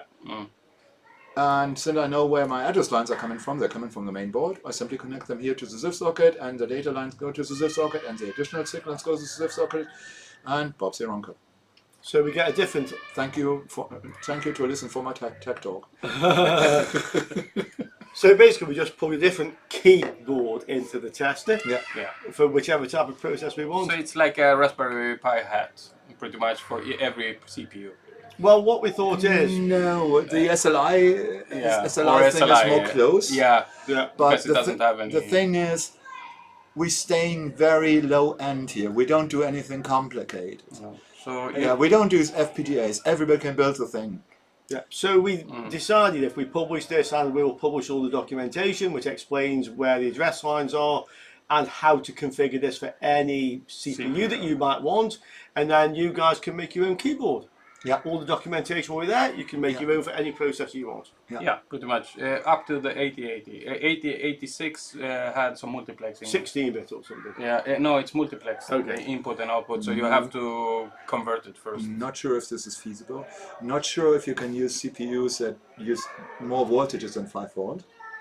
Because on the daughter board there must be a Yeah, but the 8080 is 5 volts, I think. Yeah. The 8086 is not 5 volts. Maybe. I thought it was. I can't remember. Yeah, Too no, long it was ago. too long. It's my project. I name my PCBs as I want. using a Ryzen 7. Yeah, that should work. I can just take out my CPU and use that for testing. Yeah, you know, a little overkill, I guess. Yeah, so this is the evolution of the little board, of the little knopper. Yeah, this is the first version. Yeah.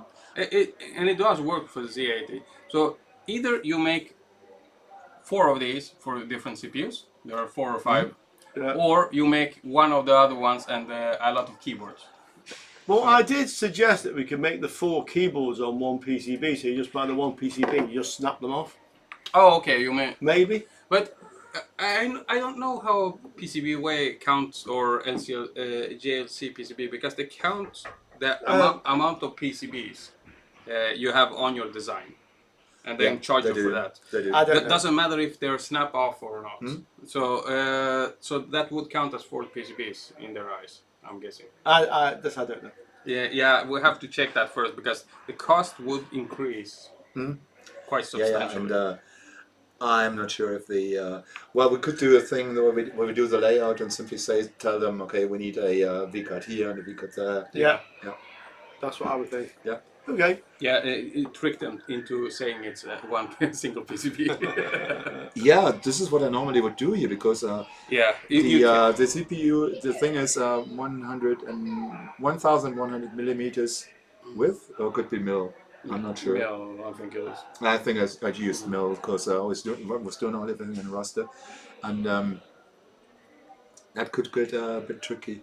Yeah. Well, wait, you know what? I'm using that trick with the VCAT for my keyboard layout for the ZX Spectrum. Actually, the connector that connects from the main board to the actual connector, you snap it off and then you solder a wire in between, or what's it called?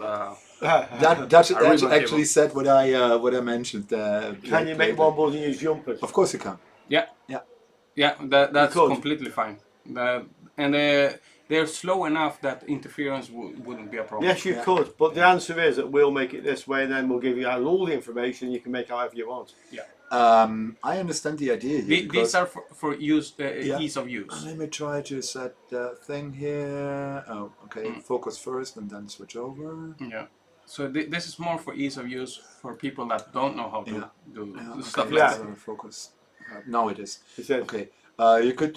This is coming from the main board, and this is going to the ZIF socket. So of course you can use simply jumpers. Oh no, you can't. Because remember the data lines? Yes. Oh yeah, right. You can't set those. I find it. I find it. Is this the right one? No. No, this is the wrong one. Of course it is. You could use a jumper that gets set it to high or low. Well, Pull down. You have to put pins there for Yes. hello then. Yeah. Pull down. Exposed. You have to have extra exposed Yeah. pins. See the resistors over here. Of course, you can use a ground thing and then solder resistor and or using something where you, On the actual jumper, yeah. yeah. Okay. Me hates this kind of mess, so I would go for a PCB anytime. But of course, yes, you can do jumper wiring and have a big bunch of wires somewhere. So And don't ask me if your like a CPU bread. works after this. There is less risk of damaging your actually rare CPU nowadays because they're getting up there in the years and hard to find. True. You don't want to kill them. No. So yeah, no, I agree. But what would be interesting to me, guys? Anybody out there who would ever use this thing? Or maybe Except for me, then. except for you. Yeah, we're building this for you. And we give one to you for letting us borrow your Spectrum. I'm using microprocessors, which normally don't have CPUs in these projects. No, this is for repairing all the electronics that have these CPUs inside. Old video games mostly. For my case, there are old computers as well and stuff that have these. Yeah. Anthony, again, look at this multi-layer PCBs. What for? I'm fine with 2 layers with that. You don't need multi-layer. Yeah, you don't need multi-layer for anything. No. You can go multi-layer if you have way too much traces under the CPU, for example. If you're using FPGA, multi-layer is almost required because there's way too many lines. Yeah, exactly. 6502 on the Apple, perfect example. And they're getting up there in years, so you need to way to test them fast because you will waste so much time just testing it otherwise if you don't take the CPU out. Because the CPU can make some random errors when it's almost dying. Yeah, Anthony, you need the additional CPUs. Because you need the additional board on there, because it switches the CPU. If you have a Z80 in the new one, and then you need the keyboard. I stay with this thing to switch the functionality of the thing. Yeah, so it doesn't have to do anything with multi-layer. It's confusing. I think they're getting confused about the name keyboard. Sorry, it's just a key. It's a key with the data line set to a specific value, and connects the address and data lines to the correct pins on the ZIF socket. So it reroutes and sets a value for it. So keyboard. It's a key. Yeah, it's a key. Processor board is more accurate. Yeah, processor board. I would suggest. I would expect the CPU on there. Yeah. The selector. Okay, fine. The selector. It's this keyboard. No. Let's just say SLI. My prior to board. my naming scheme. So, did we have some more Chinese crap this week from AliExpress that you put in that box up there? I don't think so. You didn't need the buttons then? No. What's for me? Yeah, of course we didn't have any buttons, of course. Yeah, so and Carlos brought buttons now, and since we're giving the thing to him anyways. I'll solder them at home then. So we could give the guys a preview of what I'm going to review this week. And one of these was Dett's idea. Okay. Okay, so preview time. Test it. Yeah. So this week I will be mostly reviewing. Oh, this thing. We have this. So I bought this off AliExpress. This was Clamp meter. A clamp meter. It's about 20 something euros. But this clamp meter claims to have a resolution of 0.1 milliamps. That's DC. That's not common on clamps. I reviewed the Paul one. has this one. You love that? Okay, Paul. I'm going to review this one. Does it really read down to a milliamp or less? It doesn't. It doesn't. Okay, but you still, but you still love it. So I'll be reviewing that. Okay. But the other thing I'm going to be reviewing is this. What do you think of this, Carlos? Now this is Dett's fault. This is Dett's fault. What the hell is this? What? I don't know what this is. I thought the same. Yeah. I was looking at it and I thought the same. Yeah. What? What is this? Oh, and it's in encoded in Chinese. Nice. Let's see. Is there an English? Virtual key. Oh, it's one of those laser keyboards. When you type in front, it displays a keyboard on the bottom. Feels like from Matrix, you know. Yeah. So I said, well, you know, one of the problems I have on my workbench, which is never big enough, is that keyboards take space up. Okay, so it's not very visible. There's a dot. Oh, this is on. Yeah, I turned it on. Oh. So the keyboard is visible. Maybe we need to switch off the light. Yeah. Can you do the Other one. I can do that. And on a dark background, So it's a very bad idea to have this on. Yeah, you should have it on a lighter background or Get rid of the thing. the mat. Okay, let's see if we can. Okay, Yeah, that works. Oh, it makes noises now. Yeah, it's because of the bump here. It Okay, senses. Oh, it thinks we're typing it. let me find a straight piece of paper there. Yeah, because it's bent. It's the envelope. Thanks. Try that. Okay. Yeah, it got confused and turned off. He probably didn't like some of the words you were typing. Yeah. It's kind of responsive. It's more responsive than the other one. I see an IR LED down here. Yes. Well, I see it in the camera. Yeah. The thing in the middle that's flicking there is normally not Yeah, visible. it's the one that measures your fingers. Yeah. The distance. Yeah. From the top. So Oh, and it goes into sleep mode after a while. So my thought was, you never got enough room on your workbench. So if you just like have this thing above it or somewhere, that you can literally just like switch it on when you Yeah, want. it went to sleep mode. On my computer where I'm browsing for like schematics or something, which is what I normally do if I'm doing a repair job, I thought it saves me having a keyboard. Yeah. It's useful. Unfortunately, you need somewhat of a dark room to see that thing.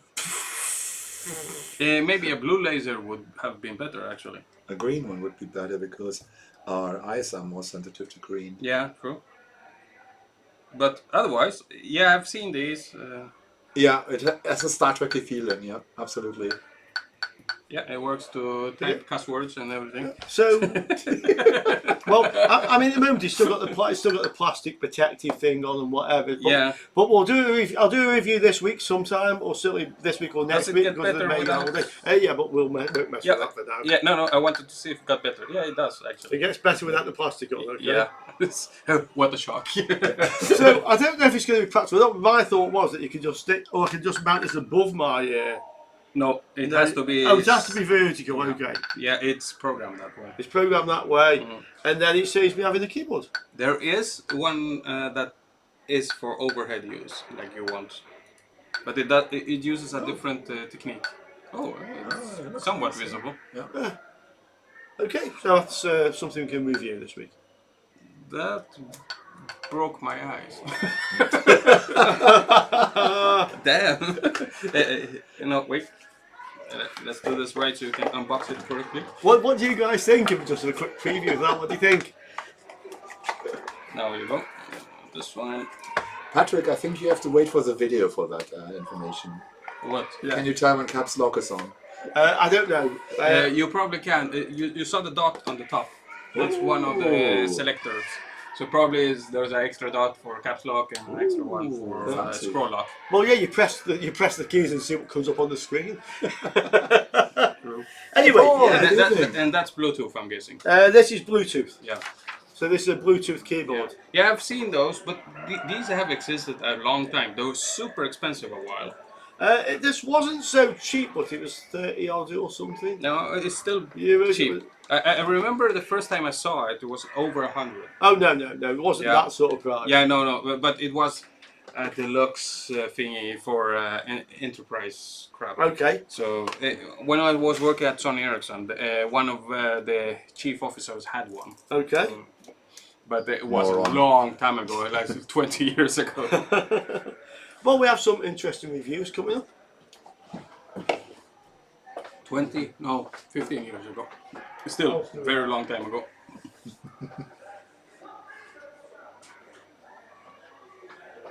Oh, thanks, $3. I like video. I like video games. If you haven't noticed. Hey, what? Oh, okay. I just touched this. Interesting. Yeah. So this was interesting a little bit. So I actually bought this off of AliExpress. 4 terabytes. 4 terabytes. So I go from AliExpress, Western Digital Blue, 4 terabytes. I paid it was just over €60. 60 for 4 terabytes. For 60, yeah. And I thought, are these things real? I mean, Yeah, it is. so, yeah, it is. So what we did is, Detlef gave me some software, which he knows the name of. Crystal Bench. H2 Ah, okay. test W. You went with the real fake tester. Yeah. He went for this H-test-W thing. Yeah. You maybe want to put Yeah. on the I'm going to. It's on the really not useful. on the not laser keyboard machine. Okay. It's the laser keyboard was actually better than this piece of crap. We're more responsive. Anyway, okay, let's see. H2 what? Test W. Yeah. Some combination of this. I use it for testing SD cards. Okay. Yeah, everybody does. Yeah. So Jack gave me this H2 test W. Yep. That's cool. And I actually put it on my test PC motherboard. I connected this hard drive as a second drive on there, and I started. It took about 6.5 hours. Yeah. And it wrote small files. It completely filled the 4 terabytes and verified all the files. And this is what I got. As you see here, I got this test finished without errors. Yeah. So if you have a fake one, you get an error overwriting same data. So the data disappears and it starts writing again from the beginning, and it cycles. So it the fake ones. You need to tell the people first that it writes to the whole drive. It writes the whole drive. Yeah. It completely It fills fills it. the drive. Best way to do is have a fresh formatted drive. It doesn't do this low level. This is operating system level, so it creates files on there. And I think it does it with a checksum. I remember back in the days on Ataris, I wrote something similar, and I had a buffer and simply used wrote 2 copies of the buffer side by side. And when I wrote it back, I simply could compare one buffer to the other and could test for is this right without a checksum. So my 60. But you were the checksum pretty much. Yeah. So my 60, just over €60, 4 terabyte drive. Appears to be genuine. It works Is that a absolutely good fine. price nowadays? That was quite good, yeah. Yeah. I mean, if I got one from Binary Canaries on the island, it was 80 something, Oh yeah, right. and I paid just over 60. Yeah, I'm so used to NVMe prices nowadays. 1 terabyte is about 70 euros. Yeah, I use these for example, like I keep a couple of backups of all my YouTube videos. So these drives are just used for backup. Yeah, I use. have 2 of these in my rig running on RAID 0 for my backup. So, So that's not a good idea to run RAID 0 for backups, by the way. That is a Why? oxymoron. You don't do that. No, I just did it for fun because 120 megabytes per second is way too slow for my backup drive. 300, I get closer to 300 at RAID 0. If it's a backup drive, I don't really see why it needs any particular speed. It's just for making Absolutely. I load a bunch of stuff off there. And Well, then you do this over one. then it's not a backup. Then No, you if run- you take loads of stuff, it's not a backup. It's Yeah, storage. this is not a backup. It should be a backup, but it's not. No. And if you're running this over the My usual 1 gigabyte. Yeah, my gigabyte programming, network, it doesn't matter. backups. My programming environments are there that are literally hundreds of gigabytes. Yeah, Lon, please guys, tell Carlos that he's Yeah. doing wrong there. Yeah, I'm with Lon there. Scary rate. What could go wrong? Yeah. Yeah. Don't worry, I've Yeah. backed up my entire backup to the cloud as well. So I do have a current backup. I use it as a storage for environments and stuff. Programming environments, one of those takes up 150 gigabytes, for example. So I actually have 2 backups of all the YouTube videos on my channel. Almost 900 videos basically. I have 2 backups, which once I've made the backup, I take them off the machine. So this goes into a caddy on the machine. I keep 1 set at the office and I keep 1 set at the house. And they're not attached to a PC. Now, to me, that is as secure as you can get. Yeah. Even if there's a fire in the shopping centre burns down, I've still got the copy of the house.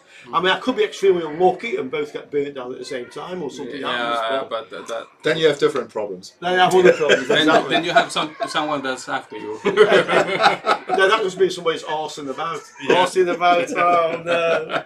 Oh my God, that It was jokes. arsing about. The camera is quite good without the lights. Don't on. worry, guys. I have a trusty Windows 7 machine. Yeah, Another oxymoron. Trusty Windows 7. No, I was using one till the end of last year. It's more stable than than Windows 10. And the storage is a RAID 0. What's wrong with RAID 0 exactly? It's a doubles your speed. Yes. It doubles your. Oh, but it your doesn't. It space. doesn't make you a double backup, does it? No. No. You need 3 drives for that. This is the first good thing I hear here. Paul says hard drives is still the best medium for personal backups. Yes, sir. Yes. Yes. Yes, I love Windows 7. Yes, but this has nothing to do with a reliable operation system. Yeah. The only reason I retired my Windows 7 machine is because I was struggling sometimes with YouTube videos. They wouldn't play, or I had to try several times or restart the browser. In the end, I just changed it to Windows 10. It works. Yeah, no. It's 0.1, right? The RAID with backup. I normally go for RAID 5. So you Yeah, got, you got a Striped. with 4 drive or 5 drives. striped my with normal, with a cache. yeah. But again, backup is not a NAS is not a backup. No, it's not. Yeah. Morning, Gregan. Mirroring. Mirroring. Yeah. I think you said morning. Where is the guy? RAID 10, yeah. RAID 10 is mirroring. So I don't use RAID anything. I just make 2 copies and keep them separately. Yeah. RAID is for speeding up. No, this is a redundancy. Yeah, if redundancy. If one of the drives fails, I still can get all my data. Yeah, you can get it back. Yeah. Slowly, but you can. It recreates the data with mapping and stuff. I did this a lot when I was on server rooms, but Can you stop these Oh, children? come on, it's kids, and we have 5 minutes. yeah, 5 4 minutes. minutes. Okay. Yeah. So it's fine. So, we won't kill the kids today. Yeah, we'll Oh, handle the kids later. Yeah. Ask us anything, guys. yeah, 4 minutes. 4 minutes. Damn kids. Yeah. Oh, tired of Windows 10 support expiring soon message. Yeah, me too. You can remove They're it. getting panicky now. Yeah. There is a registry key you can delete, so it disappears. By the way, I don't have Windows 10 anymore because my programming tools need Windows 11. Yeah, I hate that. I But, use Windows 10. but there is a registry key you can use to remove it. So you know. Tech Life. It's better use for that thing. It's time that it's 3 minutes. He's making a curly moustache. Yeah, I know it comes back. I made a batch file for a friend that runs every time Windows starts. So you might have some software that only run on Windows 11. Did Yeah. Dutch send you an email about the transistor numbers? Whatever deal you guys I did. haven't seen it, Dutch. I mean, I'll have a look tomorrow. It could be in the junk folder. I don't remember having an email from you on transistor numbers. I saw your message in the comments and you gave me an alternative, EPL something or whatever, but they were harder to find than the original ones. So, yeah, send it me again, but it may be in the junk folder. And if it is, I'll whitelist He you. just sent it. I can't easily. Yeah, don't worry. Not now. I think he meant it as a. Yeah, it's there. Yeah. Yeah. After Lon says the amplifier you worked on this week, where you reset the software. That was really weird, and I didn't expect something like that on a simple amplifier. Actually, it's more common than you think. I had my amplifier, surround sound amplifier, has something similar, a quirk that it's not documented as well, and it was set to optical input. No, it wasn't set to optical. It was set to coaxial input, and without the remote, you can't switch that. It doesn't have a button for it on the. So to reset the entire device, you had to do some stupid thing. Go to the maximum volume, minimum volume, maximum volume while holding a button. Some sequence. Yeah, and there was a factory manual that was dug up. Someone had that. Well, I actually fixed it before that. I made a IR sender that just sent random numbers until it changed the setting for me with the Raspberry Pi. I will just say, in the minute we got left, I actually thought that was over-engineering in as much as having a process with a chip to handle the switching for the inputs. Yeah. But you know what? The main failure of audio amplifiers, like home amplifiers from the 80s, is that the switches pack up and they all corrode inside, and they're a pain in the backside to get apart and strip down and fix. So actually, I think now it's probably better because the switches can't fail like they do in those old amplifiers. The select switches, they all. I mean, it's a restoration job, and I've done at least 1 or 2, and it's like 150 euros to fix the thing. Yeah, no. to strip everything down to replace. And not only that, they have these funny like ribbon cables that connect all the boards together, which put into sockets. And they weren't made to be taken out. And once you pull them out, they won't go back in again. So you have to cut all them off, and you have to fit proper sockets and plugs. And it makes a real big job. So you know what, guys? Over-engineered. I think it was actually a better idea. Yeah, they probably thought about it. They do have a lot of engineers when designing stuff. But they should tell you how to do the reset, which it didn't. I was just lucky. I got so lucky. Brittle plastics. Oh yeah. Oh God, yeah. Yeah, I hate that. Even cars. When you my dash, I have a Volvo, and the previous owner decided to put blue LEDs, and they all failed, by the way. So I have to rip out the dash. The problem is, those are prone to break, all the clips out around it, and it's clipped in. There's no screws. Oh, I'm dreading taking that thing out. Okay. And you have a... It's time that the stream ends. Yeah, on that thought, I think it's time to go, a guys. Volvo, yeah. A Volvo. It's 7 o'clock, guys. Yay, Thanks for watching. It's working.